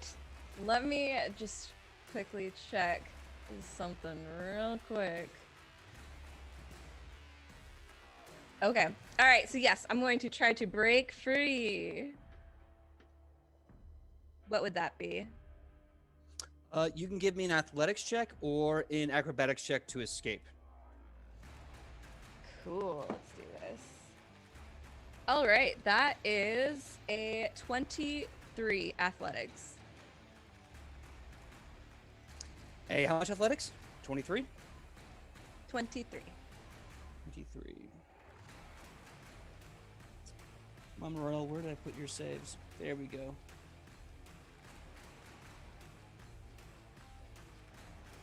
You start to feel his massive warm biceps just choke your neck till the blood starts to like leave your throat. You know that you have a few seconds until you black out. However, as that happens, you realize if you just turn your wrists inward and start doing those bicep curls Uncle Theo made you do, you might be able to beat this guy's grip. And with and surpassing his fortitude by 3 points, you start muscling out of his reverse crippler hold and just break the hold. And he's just like, whoa, okay, no. You still have, I believe, 2 actions left. You're on the ground. You can stand up as an action and do whatever else you want, or you can try to do a sweet grapple from the ground. What do you do? Ooh. Okay, good question. What am I going to do? He's on the ground. I'm on the ground. We're both on the ground, right? Yeah, you're on the Okay. ground. He's technically pinning you. You're technically pinned, but it doesn't matter at this point. Okay. Can I get up and do like back down and elbow to his midsection? Absolutely. I'll count the standing up as one action. Give me a roll to hit as you do this elbow move, which I think has to have a name because I'm this close to calling it the people's elbow, and that's copyright. Copyrighted. Yep. What would my, let's see, unarmed bonus be? Actually don't know. Is it just strength? Yeah, I believe you're trained in unarmed attacks. So basically, it's as if you were throwing a normal weapon at someone or attacking them with a normal weapon. Oh, wonderful. Fantastic. All right. That is a 22. That hits. Give me a D4 plus strength damage as you get up and you do the rock dwarf elbow. All right. D4 plus strength. That is 7 damage. 7 damage. Excellent. So Drop it's 7 the anchor. damage. Yeah, with 7 damage, Morel just drops flat to the ground. And that is your turn as you have broken out of his submission hold. You're no longer in danger, and you have just laid the smackdown on his candy ass. Next up, we have Antigone. So, Oh, sick. Omok hasn't gone yet. Morel has just done this beautiful flying double leg into this really interesting grapple choke that he's done. However, the challenger or the champion has broken out of it, got up, and just dropped an elbow on him. Nice. I'm gonna turn my attention to Omak. Dude, listen, we gotta like take out like each other too. There's not just one. No, I'm person saying, come on, fighting. come Oh on. no, I'm looking at Ian because he was like, "What?" And I was like, "Listen, we I just gotta." feel like a Royal Rumble involves everyone at once. It does, and I'm going for that guy. Okay, now here's how it's gonna work. I have all your stats and bonuses. You don't Right. worry about that. You tell me what you want to do. I'll tell you what to roll. I'll add the appropriate bonus. I'll give you the total number. So, question: did Antigone bring any weapons, or is she just using just? Good question. She didn't bring any weapons when she Okay. saw no one else brought weapons. However, Okay. she's a hardcore fighter. If you want to make a perception check to find a one, you can find a weapon. I'm going to perception check to find a weapon. Sweet. That is a 24. Okay. So as you're looking at Omak, the full orc who's like, basically getting ready to shoot the knee on your head, you look and you see under the rope outside, basically dug under the third rope and take it, a folding steel chair. Yes! Thank you, PJ. Oh, Antigone is going to grab that chair. All right, one action to grab the chair. You have 2 actions left. What are you gonna do? Oh, I'm gonna bop him on the head with it. I think Sidney already used one of her actions to blow out everyone's eardrums. All It's right. part of her intimidation. Can that be an intimidation check? Do you want to make an intimidation check? You can. Can I make an intimidation check and bop him on the head? You still have to move, so I'm gonna say no. Okay. I have to get it through my head that it's not just Alona with a chair. I just like, okay, different person, new people. New people. I saw Yeah. too. Nah, she's just gonna move. She's gonna move and she's gonna take this chair and be like, your movements are dumb. And it's- All right, since you're moving and attacking, I'm gonna give you a +2 roll to hit. All right. Ooh, that's a 10. All right, that means the total is a 24. That Oh! Omak. She's a fighter. She's got a lot of plus to hit. Yeah, what is she made of? So I need you to roll me a 1d8 Sweet. plus 4. Also, everyone here has 30 HP unless your character sheet says otherwise. So Antigone, Shion, and Omak, you have 30 HP. Okay. Well, that only did 4 damage. Well, there you go, 4 damage. As you basically run up and you just kind of like, you get some air and this loud, like, smack Did echoes you throughout the add arena. your strength? Oh, Did I you add your- I did not. Yeah, Wait, it's yes. a D8 plus your strength, Yeah. plus Plus, 4, my right? strength was a 4, Yeah. and I rolled a 1. So it's a 5. So it's a 5. Right. That makes sense. Math. Thank Look, you. we're Why did just I here to correct give- you? Wait. I mean, that's on you. So yeah, you run and you get some air and the sickening, like, just metal smack hits a mock in the dome. The whole crowd's like, oh, F yeah, this is amazing. As you crack him in the dome, hardcore wrestling style. Next up, found run attack. We have Shion. That should be Michael.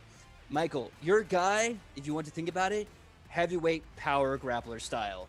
Like body slams, you're not moving, but you're tossing. What do you do? I'm imagining him as Sheamus from the WWE. Yes, but less brogue kicks. Yeah. Yeah. Well, if anything, I'm gonna have him kind of as Antigone slams Ian's character with the steel chair. He's like setting up, waiting, and right as she brings her arm back up, jumps and RKO's her. Okay. Give me an acrobatics check. Roll the d20. I'll tell you the bonus. Or I'll tell you the total once you roll that. And this will go against her fortitude check. Or fortitude DC. 15. Is it 15? Yeah. Okay. Sadly, you miss it by 1 point. You go for the RKO, you go for it, your hand misses, you slip off of her shoulder, and you fall prone on the ground. I'll consider that one action because it's a move and a grapple, so you have 2 more. Okay. If he's on the floor, I'm gonna use one action to stand up, Okay. and then with another action, he's gonna try to do like a short, what do you call it? A short arm clothesline. Basically, grabs her arm with one arm, and then with And his then free arm, just like clothesline. Over. Absolutely. Give me an athletics check again. This will go against Antigone's fortitude save. Fortitude DC once more. 18. 1 second. All right. Roll 1d4 plus strength mod. Your strength is a +4. Everyone's is. Just make that math easier. That's what you get. You get ah. He hits him with a chair. you get Total will hit. be 7. All right, so Antigone, you take 7 damage and you're knocked prone after this giant, badass beer belly, bravado warrior jumps up, misses with this amazing move, gets back up, grabs the hand, and this just short arm running clothesline, poof, knocks you to the ground. Take the damage. Next up, last but not least, Omak. What do you do? Okay. Having taken that steel chair to the dome, he I think have you guys ever seen that thing in UFC called the Rolling Thunder, where you basically do a front flip and try to bring your heel down on the right here on their head? Flipping axe kick, yeah. Yeah. I think he's gonna try that, because he knows if he gets down on the ground, it's not a problem for him. Okay. I don't know. I can roll the hit. Oh, Yes, I guess. I think he's gonna do some payback for the chair. Okay, roll to hit. Oh, that hurts so bad.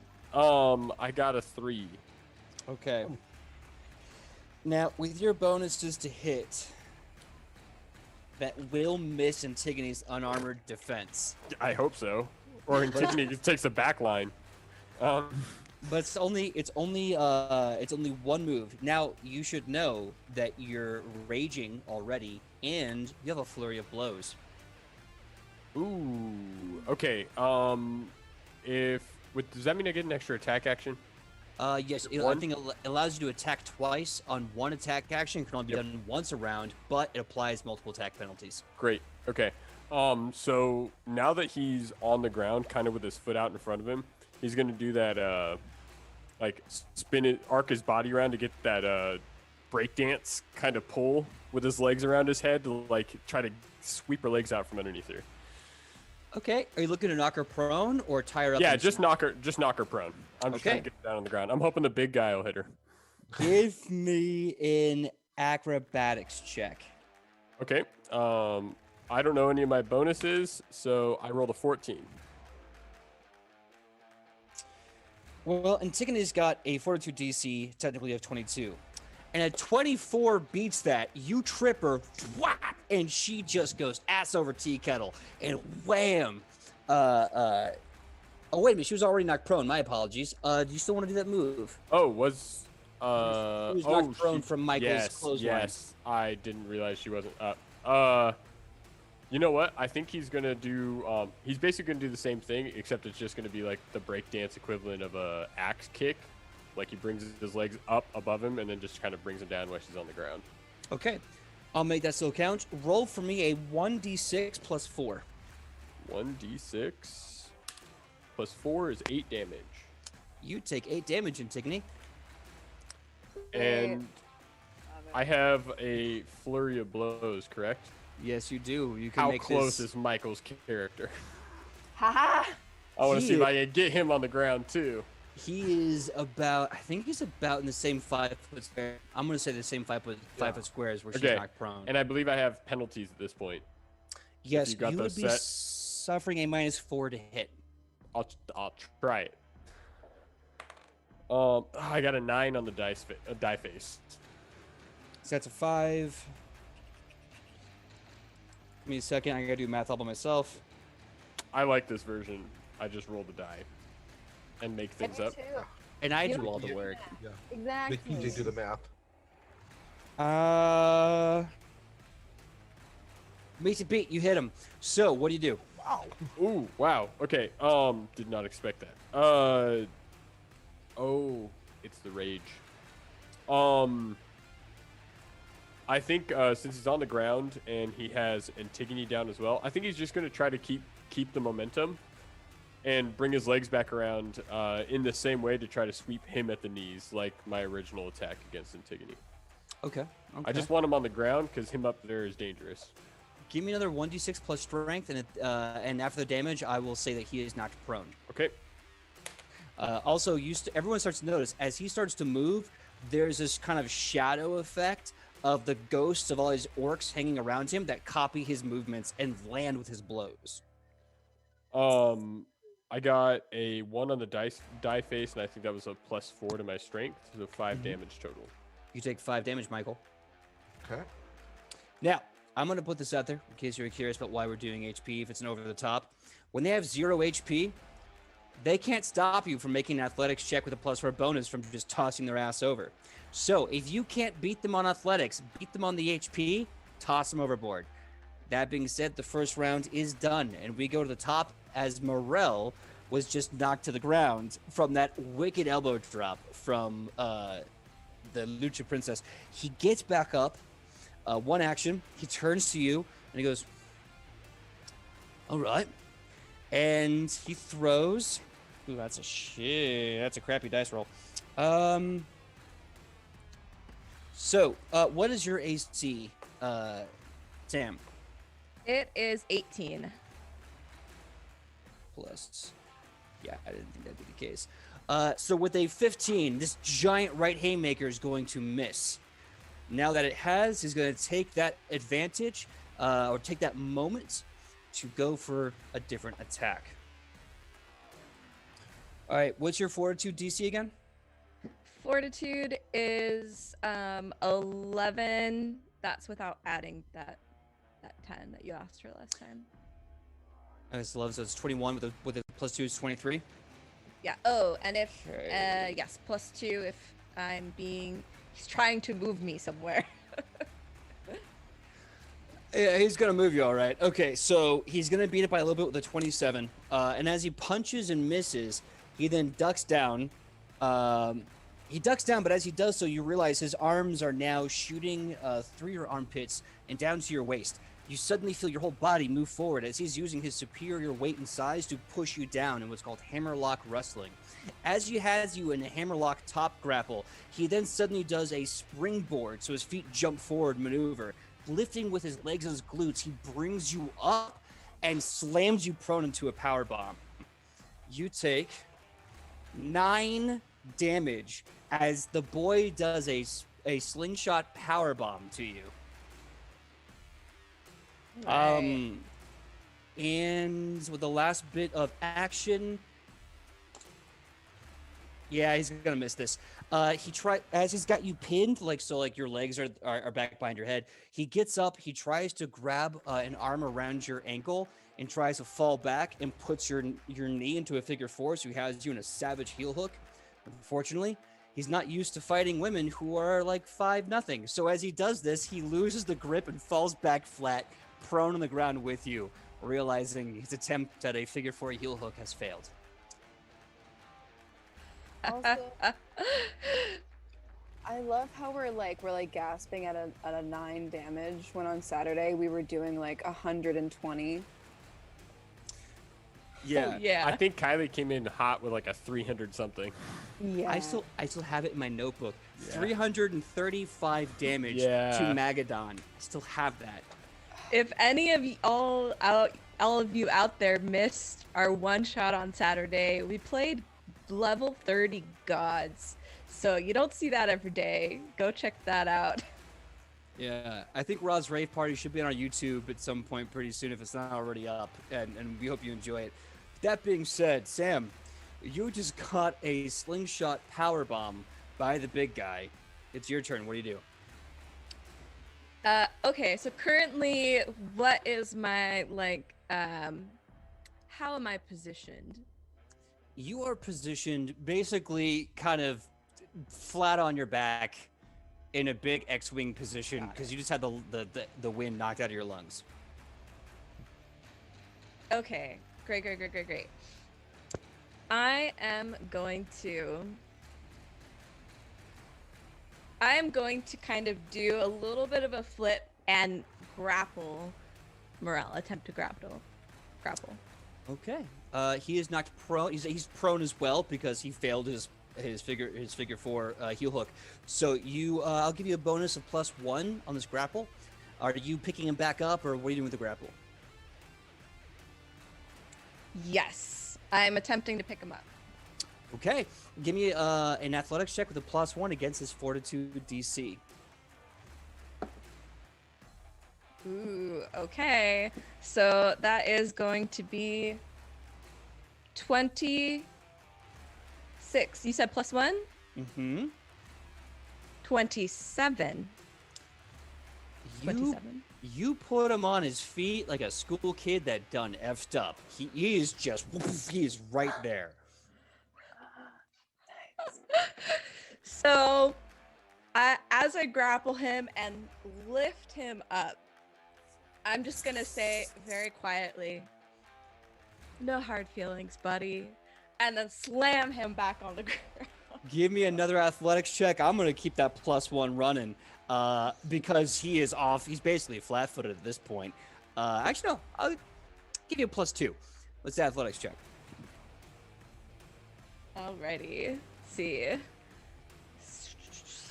+2 plus 11 is ooh, that's a 30. Ooh. Hey, what time does the I sun did set? that in right? Arcadia? Yeah, base roll was 17. Are you Uh, kidding me? If you're asking what time the sun sets, real Yeah. soon because he's got crit. Yeah, in Arcadia. So he already took like 8 damage, I think.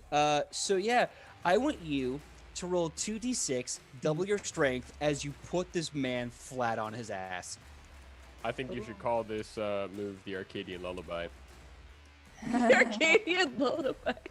So 2d6 plus strength, that is gonna be 13. Sorry, double your strength modifier. Oh, double my strength. Great, Mhm. great, great. Now I've got to use a calculator because I'm pathetic. Yes, so it's 2d6 plus double your strength modifier. Harsh, Oh, Sam. wonderful. So that's 17. Oh, okay. So you're just like, sorry about that. Do you know any, like, what's your signature move, La Pacifica Dorita? Ooh, my signature move. Oh, shoot. It's been so long. I have an actual name for it. It's, oh gosh. Circle Yes! of Life. Yeah. It's the Circle of Life. Yup. So describe yeah. for me how you pick up this guy who's at least 1.5 feet taller than you, pick him above your head, and give him the Circle of Life.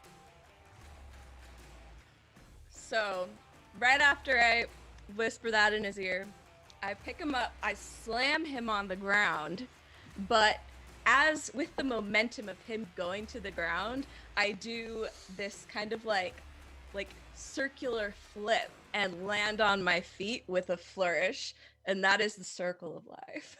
Nice. So with this slam, flip, land with the feet on his chest, you're like, the Circle of Life is complete. And he's just he had about 36, 40 HP. He's now at 11, and he is stunned for the next round. So he's just the wind is so badly knocked out of him, and he failed his fortitude check to not be stunned. I got really big Cena versus the Big Show flashbacks, lifting above the, lifting above his head.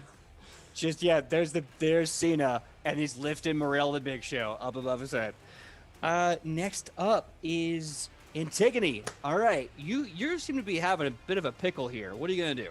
I'm on the ground, right? Yes, you are. Well, I'm going to. Can I sweep somebody's leg while on the ground? Yes, you can. You can give me an acrobatics check versus their fortitude DC. Who do you choose? Well, gee, I I think- wonder. All of us are on the ground. Yeah. Are we?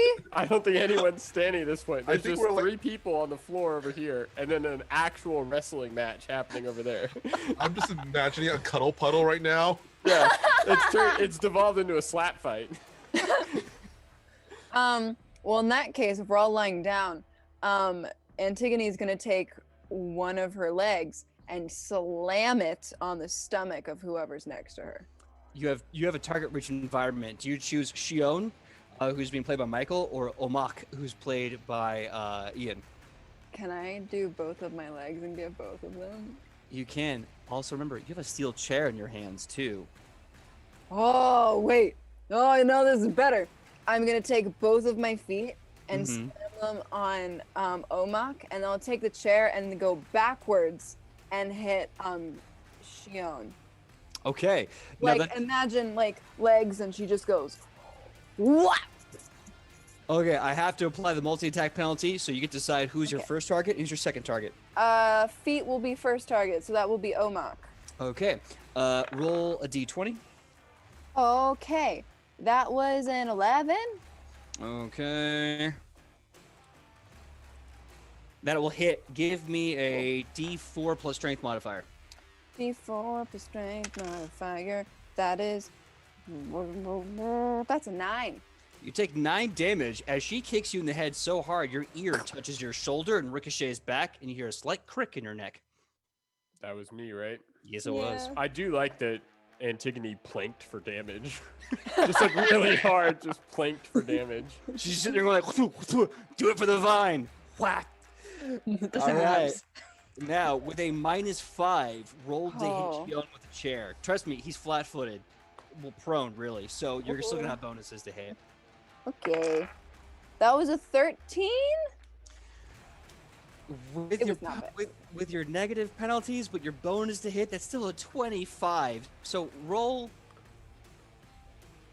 critical damage. Give me 2d8 plus 8.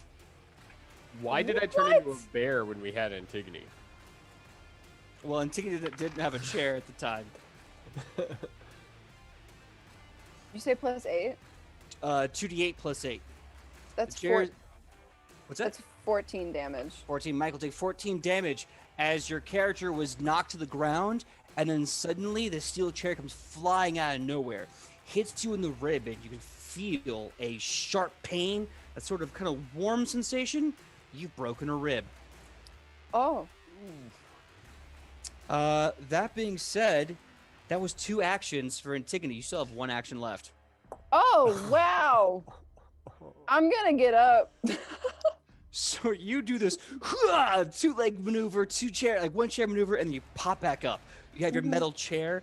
The audience is going, Antigone, Antigone, but the other half of the audience is going, La Pacifica Dorita, La Pacifica Dorita. Like they are cheering both these ladies on, and you can't help but notice that moment. Your eyes lock across the ring as all the men are just debilitated, and there's this half-orc female with a steel chair, and there's the champion of Azmakan, the granddaughter of La Gran Pacificita, and the sobrina of La Ronan de Hierro, just staring at each other in the ring like, marked. Now, that's Antigone's turn. Shion, to my knowledge, you still have HP. You're probably bloodied, a little dicey, but you still have HP. Your turn, Shion. What are you gonna do? Oh, okay. I'll only use 1 action to get up. Mm-hmm. Okay, 1 action to get up. You have 2 actions Okay. left. I want to see if I could, because I have an idea for a move. I want to set up the Antigone's steel chair that she's holding, and using it as slingshot off the ropes, and just kind of do a high drop kick. So basically into the chair, make her, boom, that. RVD style, right? Yeah. I'm here for it. Okay, now Shion is not much of a high flyer. He's more of a power wrestler. So give me that roll. It won't be as high as you think, but give me that roll. All right. Ooh, 18. Oh, that going to hit. Okay, so here's what I want you to do. Give me 1d6 plus 4 plus 1d4 from the chair ricocheting back in her forehead. I just rolled both of the dice and That's how Batista used to handle chairs. He used to just punch him when people brought him up above his head. That's really funny. Just smash him down on him. what am I adding again? Sorry. 1d6 plus 4 plus 1d4. Oh, okay. I rolled both of them. Do I add anything to it? Just all those numbers. Okay. 1d6, 1d4, and 4. 8. Total? Yeah. All right. Antigone, you take 8 damage as this really big man just kind of like does a slingshot drop kick off the rope. And as you got your chair up, you turn to him and he kicks your chair right into your face. I will call that a 1 action because it's usually so quick in the ring. It's basically 1 action. You have 1 action left. Okay. Who else is around this character? Omok is on the ground right now, Antigone is up with a chair in her face. La Pacifica Dorita is standing on the sternum of Morel, as Morel is clearly on the ground, flat on his back, who had just got served the Circle of Life, the most powerful move across 3 generations of Azmakan warriors. All right, I'm going to try to do let's say a power bomb on let's see, power bomb on Antigone. Okay, give me an athletics check. Roll a d20, I'll tell you the bonuses. It's not going to work because it's just a 5. Yeah, no. So you get quang in the head, and suddenly the big guy tries to put his arms basically over top you and around you to fold you in half. The minute he does, you kind of shrug your shoulder up, and the chair kind of like stuns him a bit, and it breaks the hold. Do I take damage from that? No, it's just a stun. It's basically just like a get off me, and you're like, okay, rude. So you have done a very nice rebound drop kick into the chair for a nice little bit of stun damage. Unfortunately, you weren't able to get the power bomb off. There's always next round. Yeah. Next up, Omok. You're currently on the ground. What are you going to do? So I know Ichi is standing on Morel. The Antigone, is she anywhere near the ropes, or is she kind of center ring? At this point, she is definitely center ring. Shion is definitely got his back to the ropes. You're kind of towards the southeast turnbuckle. Great. As Morel and opposite reach are near the south. I don't know how much longer I'm going to be in here, so I'm going to try to wrap up my moves in this flurry of blows. I want to try to 619 Shion. I love that you're going for that. Okay, so here's what we're going to do. Roll to hit. And Great. once you roll to hit, we're going to do an acrobatics check. Rey Mysterio is my boy. I gotta try to get it in when I can. I love the king, and I'm so happy that his son is trying to get started, but oof, that boy's got some time before he gets that mantle. Yeah. I got a 16. Okay. 16 plus your hit plus rage. That is certainly going to hit Shion. I need you to give me a 1d6 plus 7.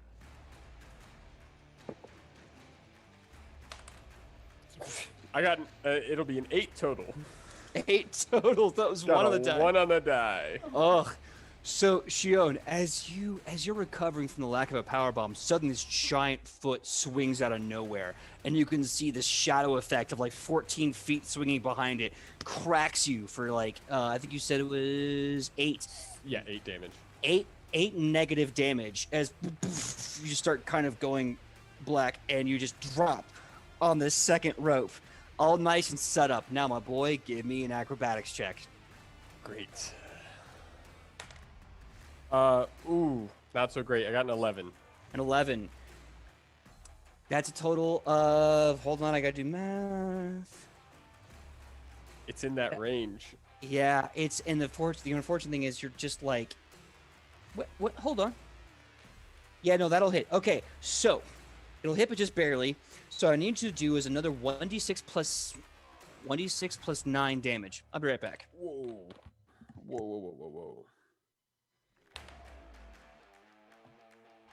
Oh no, Ian.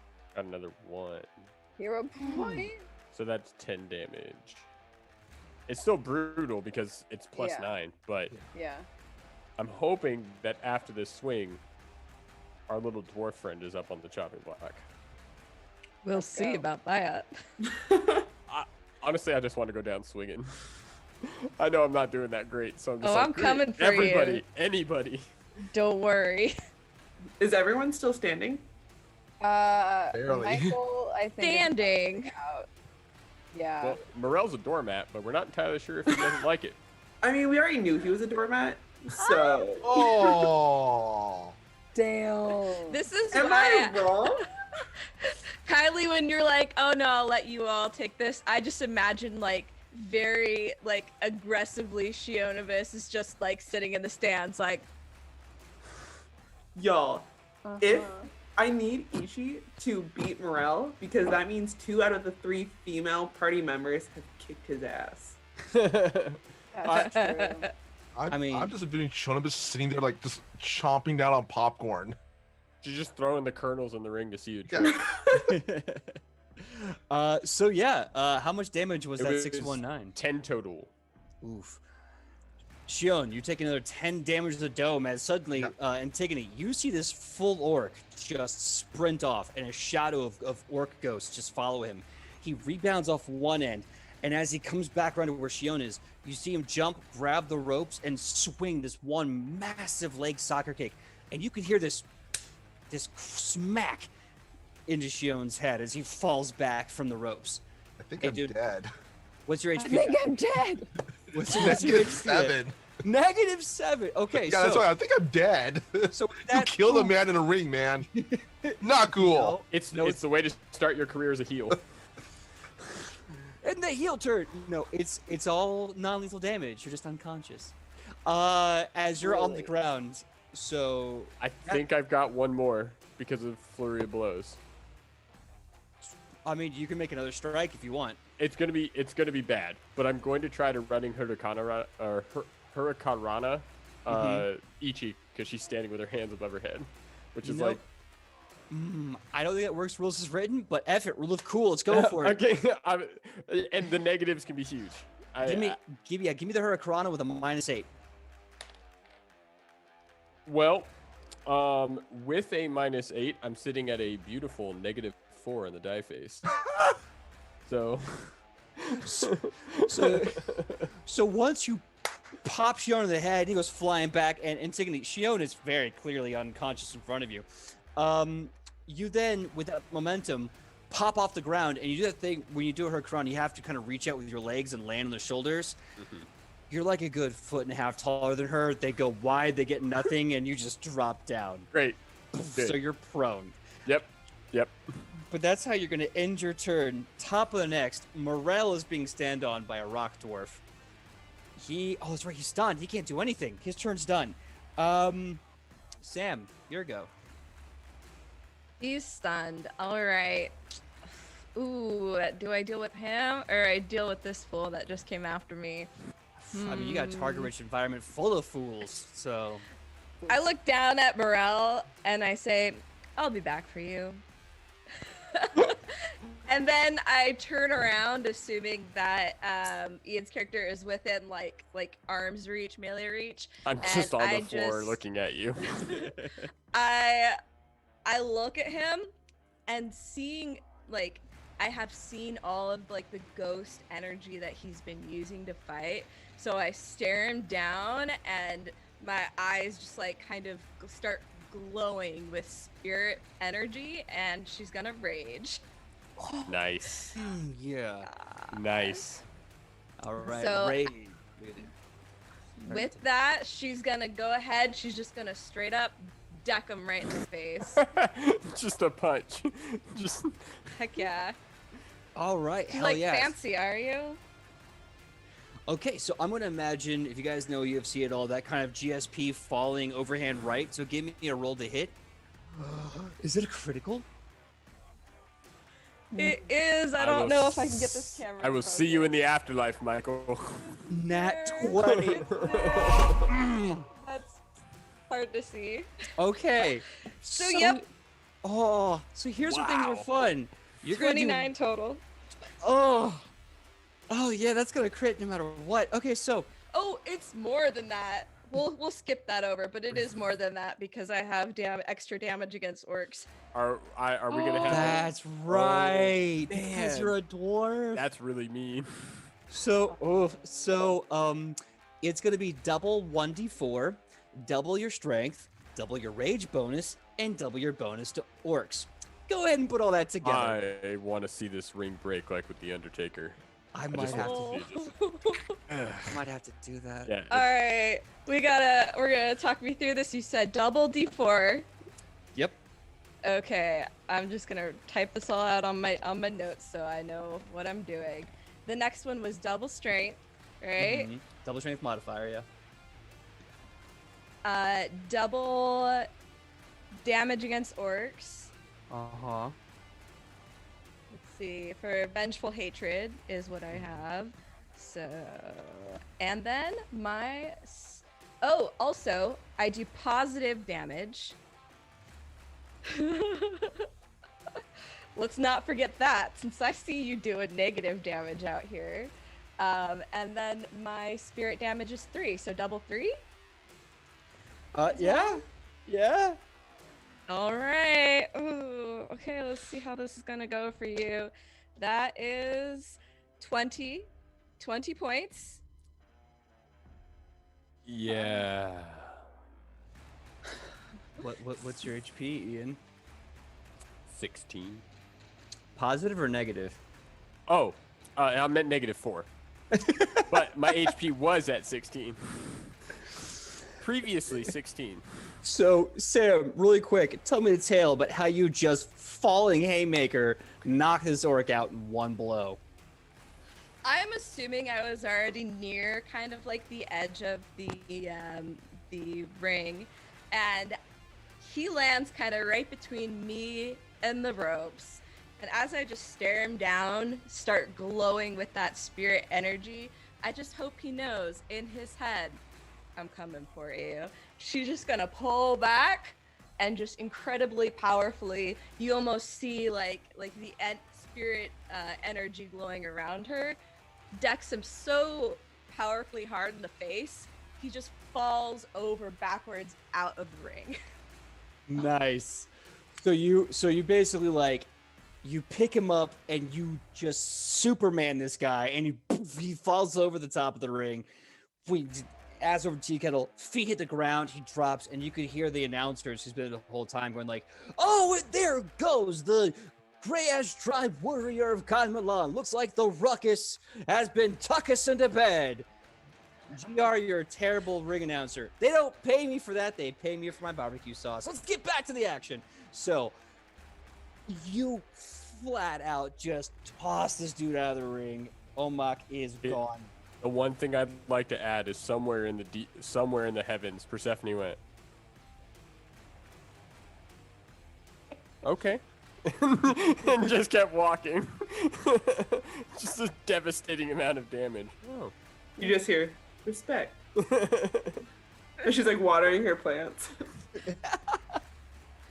Cannon, okay.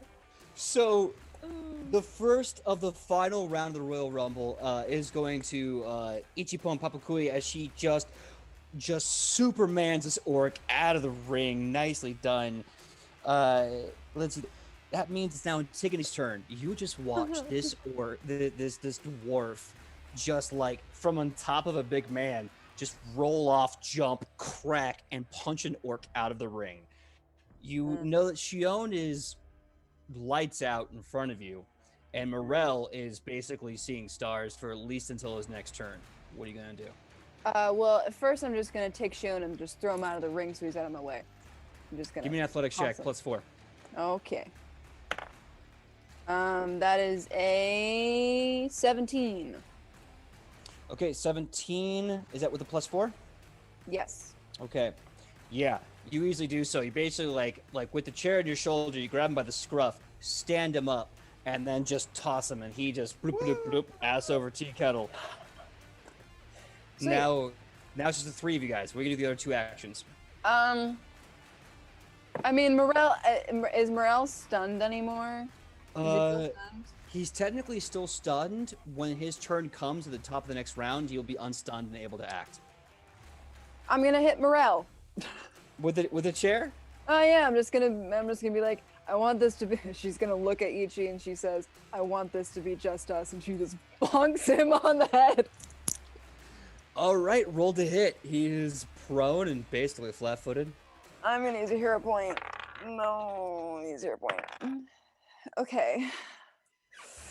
That's much better. Yay, thank you. Yeah, that was 17 plus what? With a hit, that would be 17. Did you factor in the flat-footed? I just needed to know so I had the math No, right. I did not. Okay, so that's gonna be a 31. Oh yeah, okay. That's a crit. So by all means, go right ahead, double the dice damage, double the strength bonus damage. So that's gonna be 2d8 plus 8. Okay, well. This might put him out. I just want to see, this is the moment Alona walks up to see the fight start, and Antigone just brings a steel chair down right on top of his head. Just laying flat down on the ground. Just,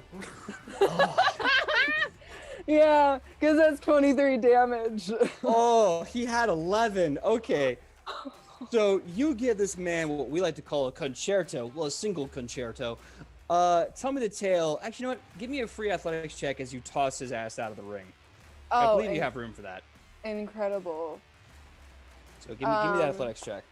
So that athletics check is 18 plus what? 4? Let's see here. You said it was 18 on the die face? Mm-hmm. Yeah, you easily toss his ass. That's at Sweet. least a 28. So yeah, tell me the tale of how you knock Morel out, putting him at a like -10, non-lethally, and then toss his ass out of the ring. Well, she's gonna look at him and she's gonna be like,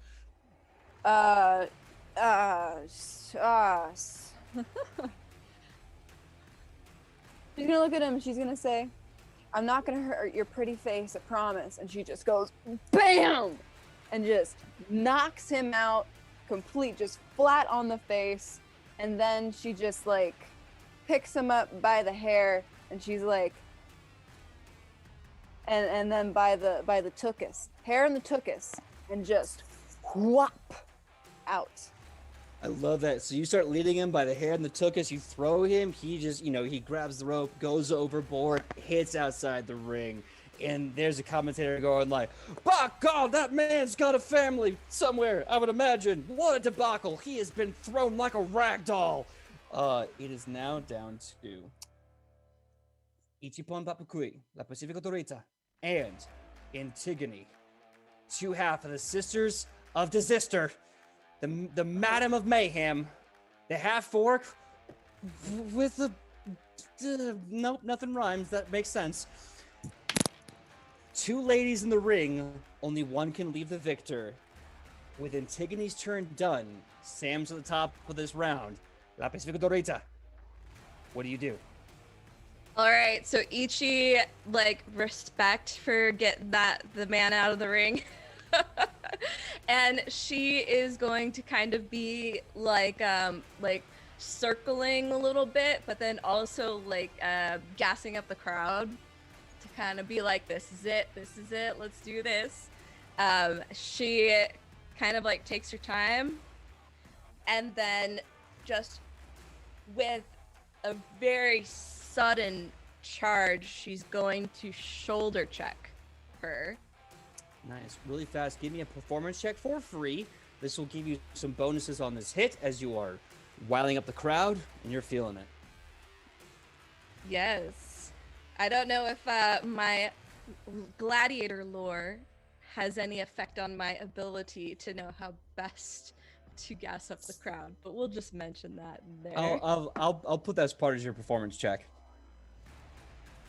Okay. We are doing performance. Let's see. And that is 15. 15. Okay. So, much like The Rock versus Stone Cold Steve Austin, much like the Iron Man matches of Chris Benoit and the Hart family, much like every moment when the last 2 men in the Royal Rumble stare across the ring at each other, there's this moment, this unspoken moment, this breath between breaths where electricity fires and where hype lives like the raging cauldron of glory. There's this unspoken moment where the audience is in key and step and breath with the champions in the ring. And the only thing they need to know is this is everything. It's all come down to this moment, this unspoken moment. And as you take, both of you 2 women warriors, you combatants of the ring, you take that split second to look at each other, to acknowledge your presence, to acknowledge your survival, to acknowledge this moment of moments. The crowd is deathly silent. And as you nod and start pumping them up, the crowd is losing their entire damn minds as they are behind both of you. You both get a +2 to everything you do, including any other bonuses from circumstances, until the end of the Rumble. That being said, that shoulder tackle is coming in hot and heavy, so give me that athletics check with a +2.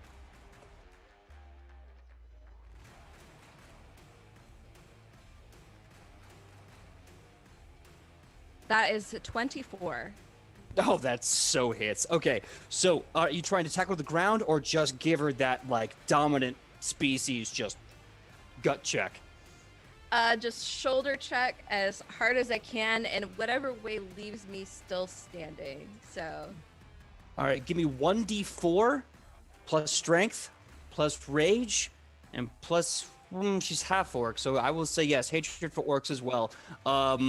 As you, after making contact, you'll bounce a little bit and kind of land on a 3-point charge, 3-point stance. Awesome. So you said plus, I still get that orc damage. That is 13. How you looking, Antigone? I'm dead. So you shoulder tackle her, bam! You see Antigone drop her chair. She grabs her gut. She stumbles back 5 feet. She's unconscious in the turnbuckle. You have 2 actions. What are you going to do? All right. All right. Give me 1 second. I gotta have flair. It's gotta have flair. Ooh. Okay, hold on.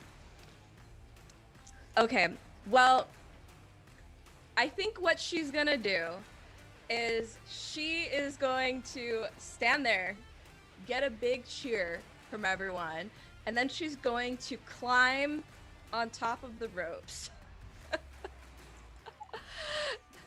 And with a flourish, but also incredibly delicately, she's just gonna take her leg and tip her over the edge. Give me an acrobatics check with a +4 because she's largely unconscious. I may be strong, but I'm also an artiste. Acrobatics, cool, let's see. So that, you said a +4? Mm-hmm. Oh man, that's a 22. Meat to beat. You set her up on the turnbuckle. You do the showboat. You give the single for the circle of life.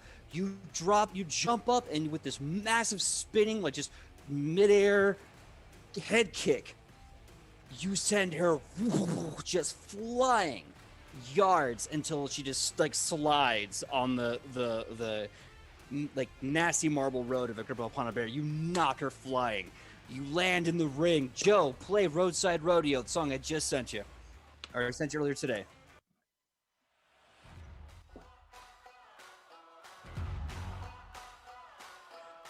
People start storming the ring, and you have the announcers going, "Ladies and gentlemen of Agrippa upon a bear, you just met, you just tested, and you've just been bested by the greatest luchador in Azmacan, Ichi Papagui La Pacifica Dorita!"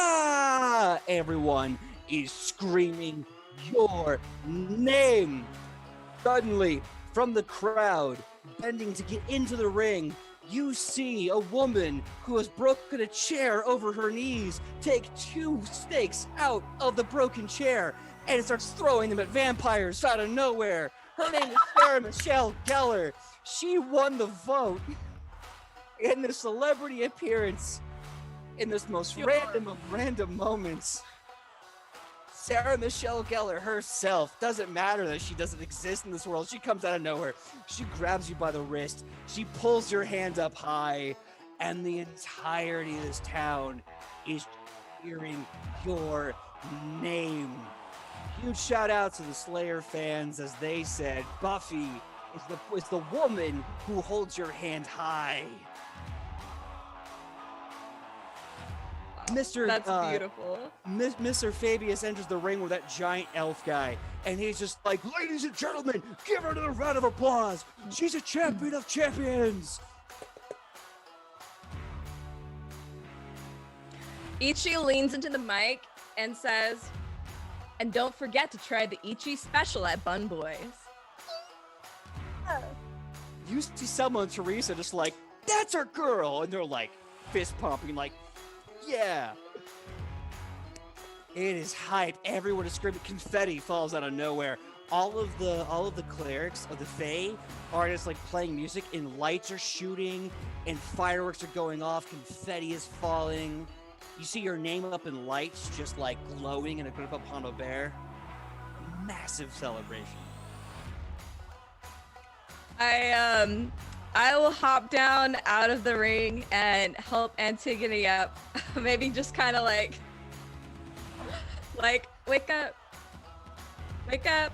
Is she And then I wearing- just kind of what? Go ahead. Is she wearing her makeover dress? No, I sure hope Hera had the so. dress. Hera had the Oh, dress. it's and Hera. Sidney- Yeah, you're right. Oh right. Sorry, you're saying. I wake her up and I put my arm around her and I point to the lights up there that say my name and I'm like, you helped. Great job. Nice. I Now, look for Hera. Where is she? Hera's definitely in the audience, and she is just like screaming like warrior calls for you guys, like, that's right, you know, like she is just cheering you guys on. Beautiful, beautiful. So everything is amazing. The fanfare is kicking off. Some of the unconscious people outside the ring are being dragged away. Suddenly, the kind of Weasley guy runs up with the box, and he's like, "This is yours now. You now have an arena to go wherever you want to. You can use this to do shows anywhere, anytime, all over the world at your discretion." Rufa's gonna love this. Yeah. Hold on one second. He goes for the black kind of velvet pouch that has your championship belt on it.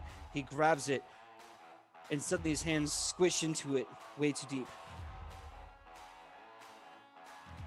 Belt seems to not be in the bag. He reaches his hands in, finds something odd. A letter. I don't understand these letters, and hands you a note that was inside the bag of your championship belt. What does it say? And what language is it in? It is written in Osmacon, and it says, "Si quieres tu título y tu honor, ven a buscarme a Osmacon." Translation, because my Spanish is terrible. If you want your title and your honor, come find me in Osmacon. Signed, El Azul Kukui Jr.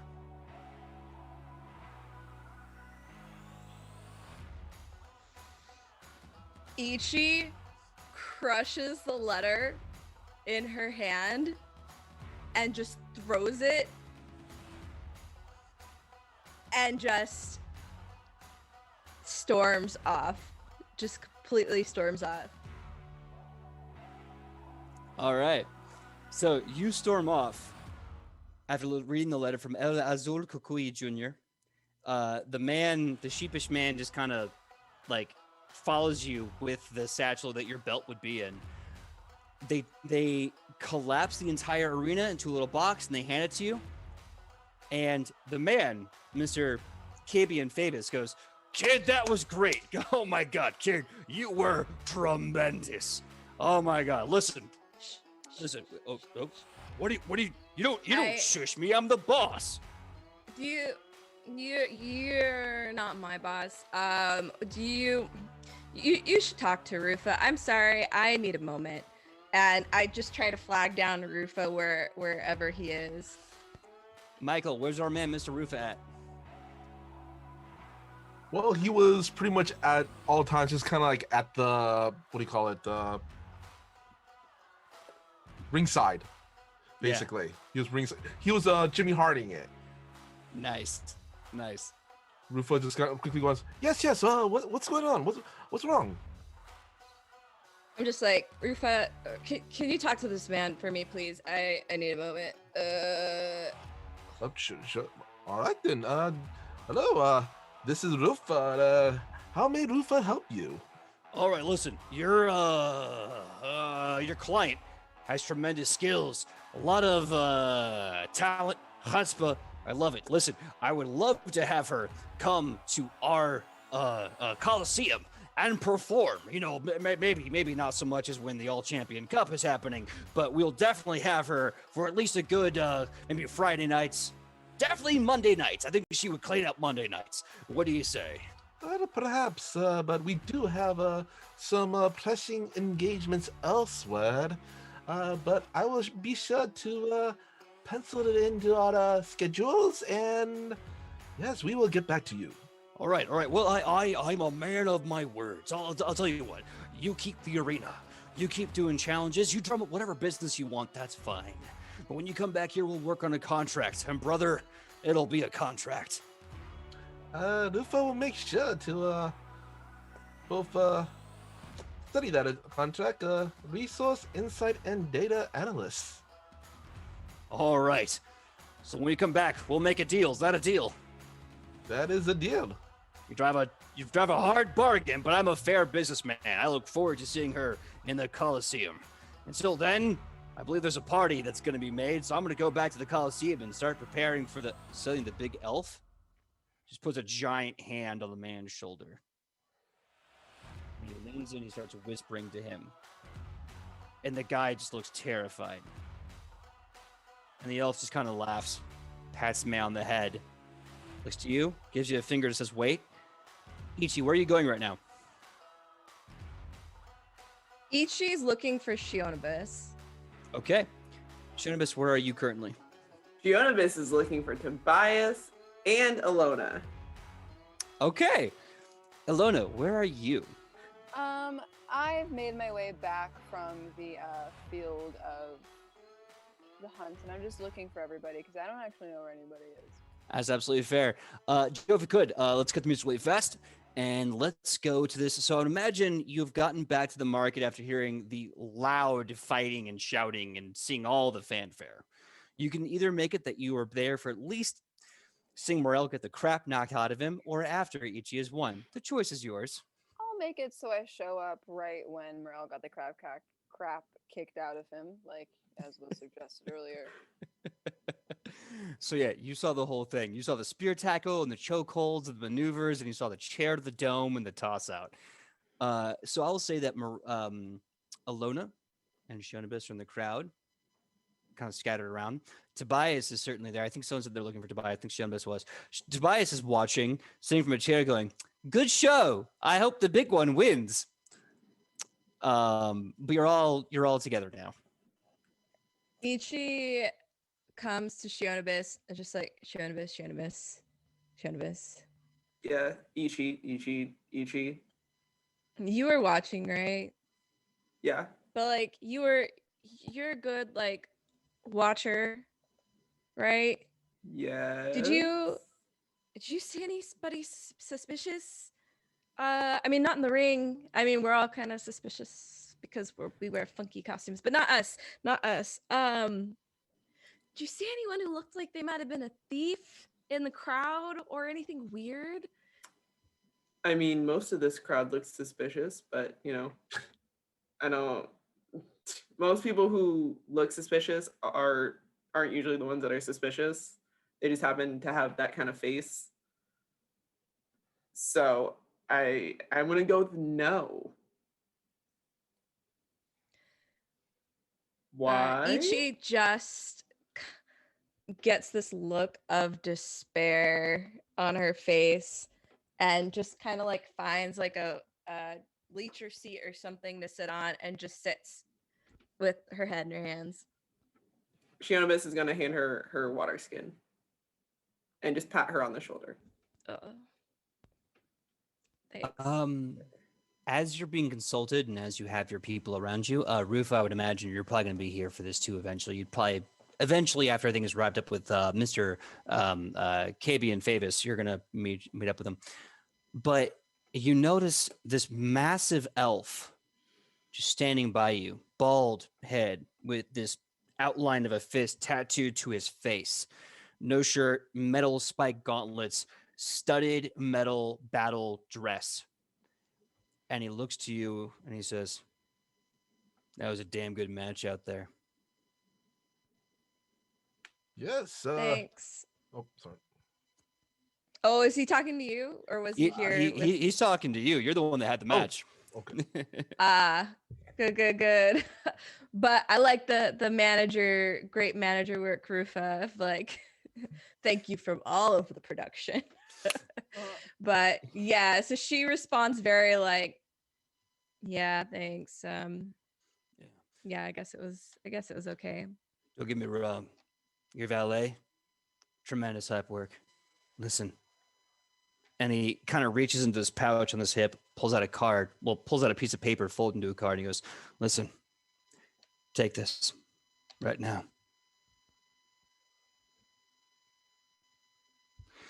You're Does it invited to have the his all." name on it? Nope. He tells you though, you just been invited to the all champion finals. You and that big lug you just threw out of that ring. It's gonna be some time, but when the time comes, every champion will be called for a tournament of heroes.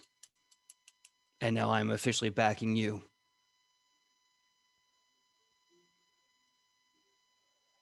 She pockets it. Good. Who are you? Spoilers. He laughs as he turns and walks away. Meanwhile, you see the guy, Mr. KB and Fabius, like, you can't just give her an invitation. We have to have them thoroughly vetted. And the elf looks at him and says, tough shit. Wasn't asking. And then walks away. And the guy's like, well, kid, I guess you're in. You and that big Acadian that you just gave a once over outside the ring, you're invited to the Big Champions Cup, the Big Champion Final. As for your half orc friend over there, don't worry, we have something for you. Here's a voucher for 2 free T-shirts. We'll see you then. We still don't have all the calls ready, but we'll see you then. Quick little shout out to the chat. Eventually, we're going to have a tournament arc called the All Champions Final, or the All Champions Cup. And when that time comes, some of these players you see around here, not of course La Pacifica Dorita, she's been invited, they'll be playing renowned champions and paladins from around the world, like Ielenu, A1 the Chainbreaker, and many others in a round-robin tournament for the last champion standing. Their god, their domain, and their worldly powers will be put to the test in the All Champion Final. Until then, we're now in Agrippa upon a bear, as each has just been handed the invitation to join in such competition. Hopefully we'll get to that around campaign 2. Now, if no one has any other actions, I'm going to move forward. How about you guys? Do you have any other actions to do? Rufa, do you have any other actions with Mr. KB and Phabus while he's here? Nope. All right. Anyone else? Shonibus is going to lean over to Tobias. I'm gonna say she's like in the middle of like Tobias and then Alona, and she's gonna like kind of like nudge them on each side of her. Like, hey, you know anything about the devils? Oh, Alona looks at Shonibus like, And scene. yes. with the knife hand raised, like, girl, and then seed. Sure? Okay. Oh, I don't care. I'm just joking. If you want to continue with Sidney, by all means. No, I love that. That was beautiful. All right. So, really fast, I'm going to need Rufa to give me a perception check with a -4.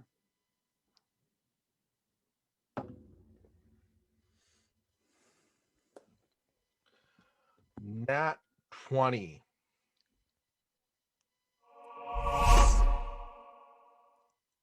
After credits scene, 1 second. So, as the arena collapses into a tiny box, Ichi is handed this portable magical arena that is basically about the size of a bulk 1 item that can become a 50 by 50 ring. The sheepish man that's with Mr. Cabius Fabian, I'm sorry, KB and Fabius, there we go. He tells you, the sheepish man, that there's different buttons on this. What this does is this lets you set the rules of the arena. Do you want an Elimination Chamber hardcore cage match? Press that button. Do you want there to be weapons spread about the ring for a TLC ladder match, whatever you decide? Press that button. Do you want a good old-fashioned, just nice squared circle experience? Press that button. Do you want a 3-tiered AsmaCon experience? Press that button. We'll go into more details later, but this way you get to customize the match type that you do when you go to town and fight the locals for both glory and fame. Also, speaking of fame, you now also have a bit of notoriety in Agrippa upon a Bear, as Lucha has definitely sunk its teeth in the neck of these people. You have a +2 to performance checks whenever you're here, because people want to see you perform. Your name's a big name. In fact, this fame could start making a fame counter, so that as you travel and become more famous around the world, this bonus starts to find its way into a room before you do. So, you are now the famous, at least in Agrippa upon a Bear, La Pacifica Torita, Ichipom Papukui. And somewhere deep in the Temple of Warriors in Asmakan, El Azul Kakui Jr. has your coveted honor and title. After credit scene, as the sun starts to fade for the moon to rise, the arena is pulled out. All of the people of town start to set up food, booze, music. They create a dancing ring, and the moon is high in the sky, full moon, clear skies, a few stars twinkle, twinkle. Michael, as you're in the city streets, before the dance party, which will probably be next episode, you see this form, this darkness within the darkness, this shadow upon shadows, staring at you with bright red eyes. It seems almost impossible for anyone to not see, and they are totally oblivious. But within this darkness, you see form, and it's looking you dead in the eyes. Do you go talk to the darkness? Rufa has his hand on his whip, and with a thought, it becomes a longsword with a extremely slim and razor edge blade as he cautiously moves forward. You find yourself in an alleyway between the Bun Boys and the toy shop. And the darkness starts to envelop you until all you can see is this dome of pitch black, almost like you've been removed from the world entirely. And standing there looking at you with red eyes is a rather oddly feminine-shaped hobgoblin who slowly walks forward, her hands just fidgeting on one another. Darkness sees you, yes. Darkness sees you kill talking men. Darkness sees you interrogate pirate woman. Darkness sees you. Darkness knows. Darkness knows you have fingers everywhere. Darkness wishes to talk with the Rufa man. With the Crusher of Methune, darkness wishes to speak. Rufa gives kind of the sort of quick shake, goes back into the form of a cane, and in a cold tone, speak, and be quick about it. We have much work to do. Darkness has every secret. Darkness has eyes. Darkness sees you. Darkness saw for talking man till you killed talking man. And I will, darkness, speak with you about this war. And more on that next episode of Edge of Legend. Thank you so much for your time, and I hope you loved the Royal Rumble as La Pacifica Dorita conquered 30 combatants. And as Rufa now speaks to the entity only known as the Darkness. Thank you so much for tuning into episode 32. We so hope that you loved this amazing wrestling homage. There will be more, because when you have a luchador in your team, God bless it, you gotta make them lucha. Without further ado, let's say thank you so much And let's do our goodbyes, starting with, of course, the one the darkness was speaking with. Mr. Mike Capel, tell us who you are and where we can find you on that sweet, sweet internet. All right. Well, I'm Michael Powell. You can find me all over the internet on my social medias, which is at Mr. Kapow. That's MRKAPAO. Or my Facebook page, facebook.com/Michael Powell Does Stuff, because I do a lot of stuff, such as my YouTube channel, Fantastic Tales of Adventure. And on Thursdays at, I believe, 6 p.m. Pacific Standard Time, I'm part of a show on the Toyzilla network called Toyzilla Live, where we talk about toy news and nostalgia stuff. Oh, and I will be doing the Toyzilla lucky draw at the end of this week on Friday. I believe, not 100% sure, but around 6-7 o'clock. So here's a chance for you to win some really awesome pops. Check it out on Toyzilla network. Awesome. Sidney, tell us who you are and where we can find you on that sweet, sweet internet. My name is Sidney Rubino. You can find me all over the internet at Sidney Rubino. I'm also on TikTok at Sidney of Hightower because I made things complicated for no reason. On Tuesdays on my YouTube channel, I have Story Time with Sid, which is where I read. Yes, thank you, Ian. I read fairy tales and lore to you. So if you would like to listen to stories that you normally wouldn't have access to, come find me over there. And if not, just find me here because I love it. Heckin' yeah. Next up, Ian, tell us who you are and where we can find you on that sweet, sweet internet. My name is Ian, and you can find me on the internet at Bearded Scald. Come hang out in our Discord. I usually chat with people there. Also, I have set up this artist corner. This is a great piece from the Type and Pint.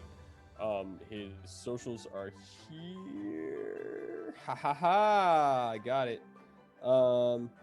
And also, if you checked out my Twitter at all earlier before the show, I have a new friend for my desk, this little beholder.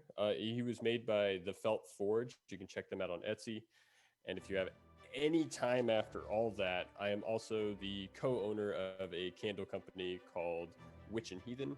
We're not having an update this weekend, but next weekend we are. And you should be seeing pictures or small promos for what's going to be available in that update coming up soon. Thanks, guys. Excellent. Next up, Kylie, tell us who you are and where we can find you on that sweet, sweet internet. Hello, I'm Kylie, or I go by Kai. It really doesn't matter at this point. You can find me Thanks, Ian. You can find me on Instagram, Twitter, TikTok, all that good jazz at Kai's Wonderful Life. I am in a homebrew D&D campaign called City of Promise, and we stream here on Twitch on Mondays, 8 p.m. Pacific Standard Time to about midnight or so. And you can find that at Dragons and Dreamers, and come along to join in some shenanigans. All right. Very, very nice. Well, last but absolutely not least, I think I have to let Sam, the champion of the Royal Rumble, say her piece. Sam, who tell us who you are and where we can find you on that sweet, sweet internet. Yes, hello. I am Sam. You can find me at Hey Sam Sterling in all sorts of internet places. Check out my TikTok. I just started making like some TikToks related to this, and I'm slowly getting better at it. So come give me a heart because I heart you. And that's all I got for tonight. This was a fantastic Ichi Rumble. So thanks, everyone. Yes, I hope you guys like that too, because I plan on having more lucha matches, because when you get a luchador, you gotta make them lucha more, so we're gonna do that. My name is PJ Megaw. You can find me all over the internet at pj.megaw, Facebook, Instagram, Twitter, and TikTok. Come check us out and have some fun when I'm not here Wednesdays with these amazing legends. You can find me, Mr. Michael Powell, on Tuesdays at the table, discussing all things TTRPG, building stuff with you guys, and discussing ways you can roleplay. We're going to do some experimentation with that format and see what happens, so join us as we figure out what we're doing. More to the point, tomorrow night at 7 p.m., I will be joining Life Action Roleplay as we do Alice is Missing, the all-silent role-playing game where we play a bunch of people trying to find a missing person, and the entire thing is role-played in text. There's going to be cool like text stuff coming down here, and our amazing TD Joe has done amazing work with that. So when you come see it, like all the cool stuff you see is Joe being amazing because the guy is like a wizard. So come check it out if for nothing else, and the cool stuff that Joe has done. It's tremendous. Last little bit of detail, March 6th. Now this coming weekend, but next weekend, the Night Witches of New Jack City take to the sky. That's right. We've been talking about this for a long time. It's going to be our one shot for the charity of Planned Parenthood. Details on our goal to raise money for Planned Parenthood, as well as to celebrate International Women's Day, as we honor the all-female elite aerial unit of the Russian army, as they are now a part of the world of Edge of Legend in New Jack City. And what happens when a bunch of pilots take to the sky to blow and shoot and to kill and destroy dragons out of the sky? Well, they prove to you that a woman's place is in the cockpit, in a fight, in any damn place she wants to be. So come tune in March 6th, 1 p.m. to 7 p.m., as we have this amazing one-shot with special guests, Zakia Goggins, who did amazing artwork for Ielenu, Marene Lugurunun, and of course, our favorite Isawo. She's going to be there, as well as amazing role player Jordan. I'm forgetting her last name. My apologies, Jordan. I'll get it right next week. Jordan, and of course, friend of the show, Syrup from Waffles Maple Syrup, will be joining us as a guest, as well as with Sidney, Sam, and Kylie take to the skies. And I cannot wait to do that show with you guys. So until then, we're going to figure out who we're going to raid, and I'll see you here, same Nat time, same Nat channel.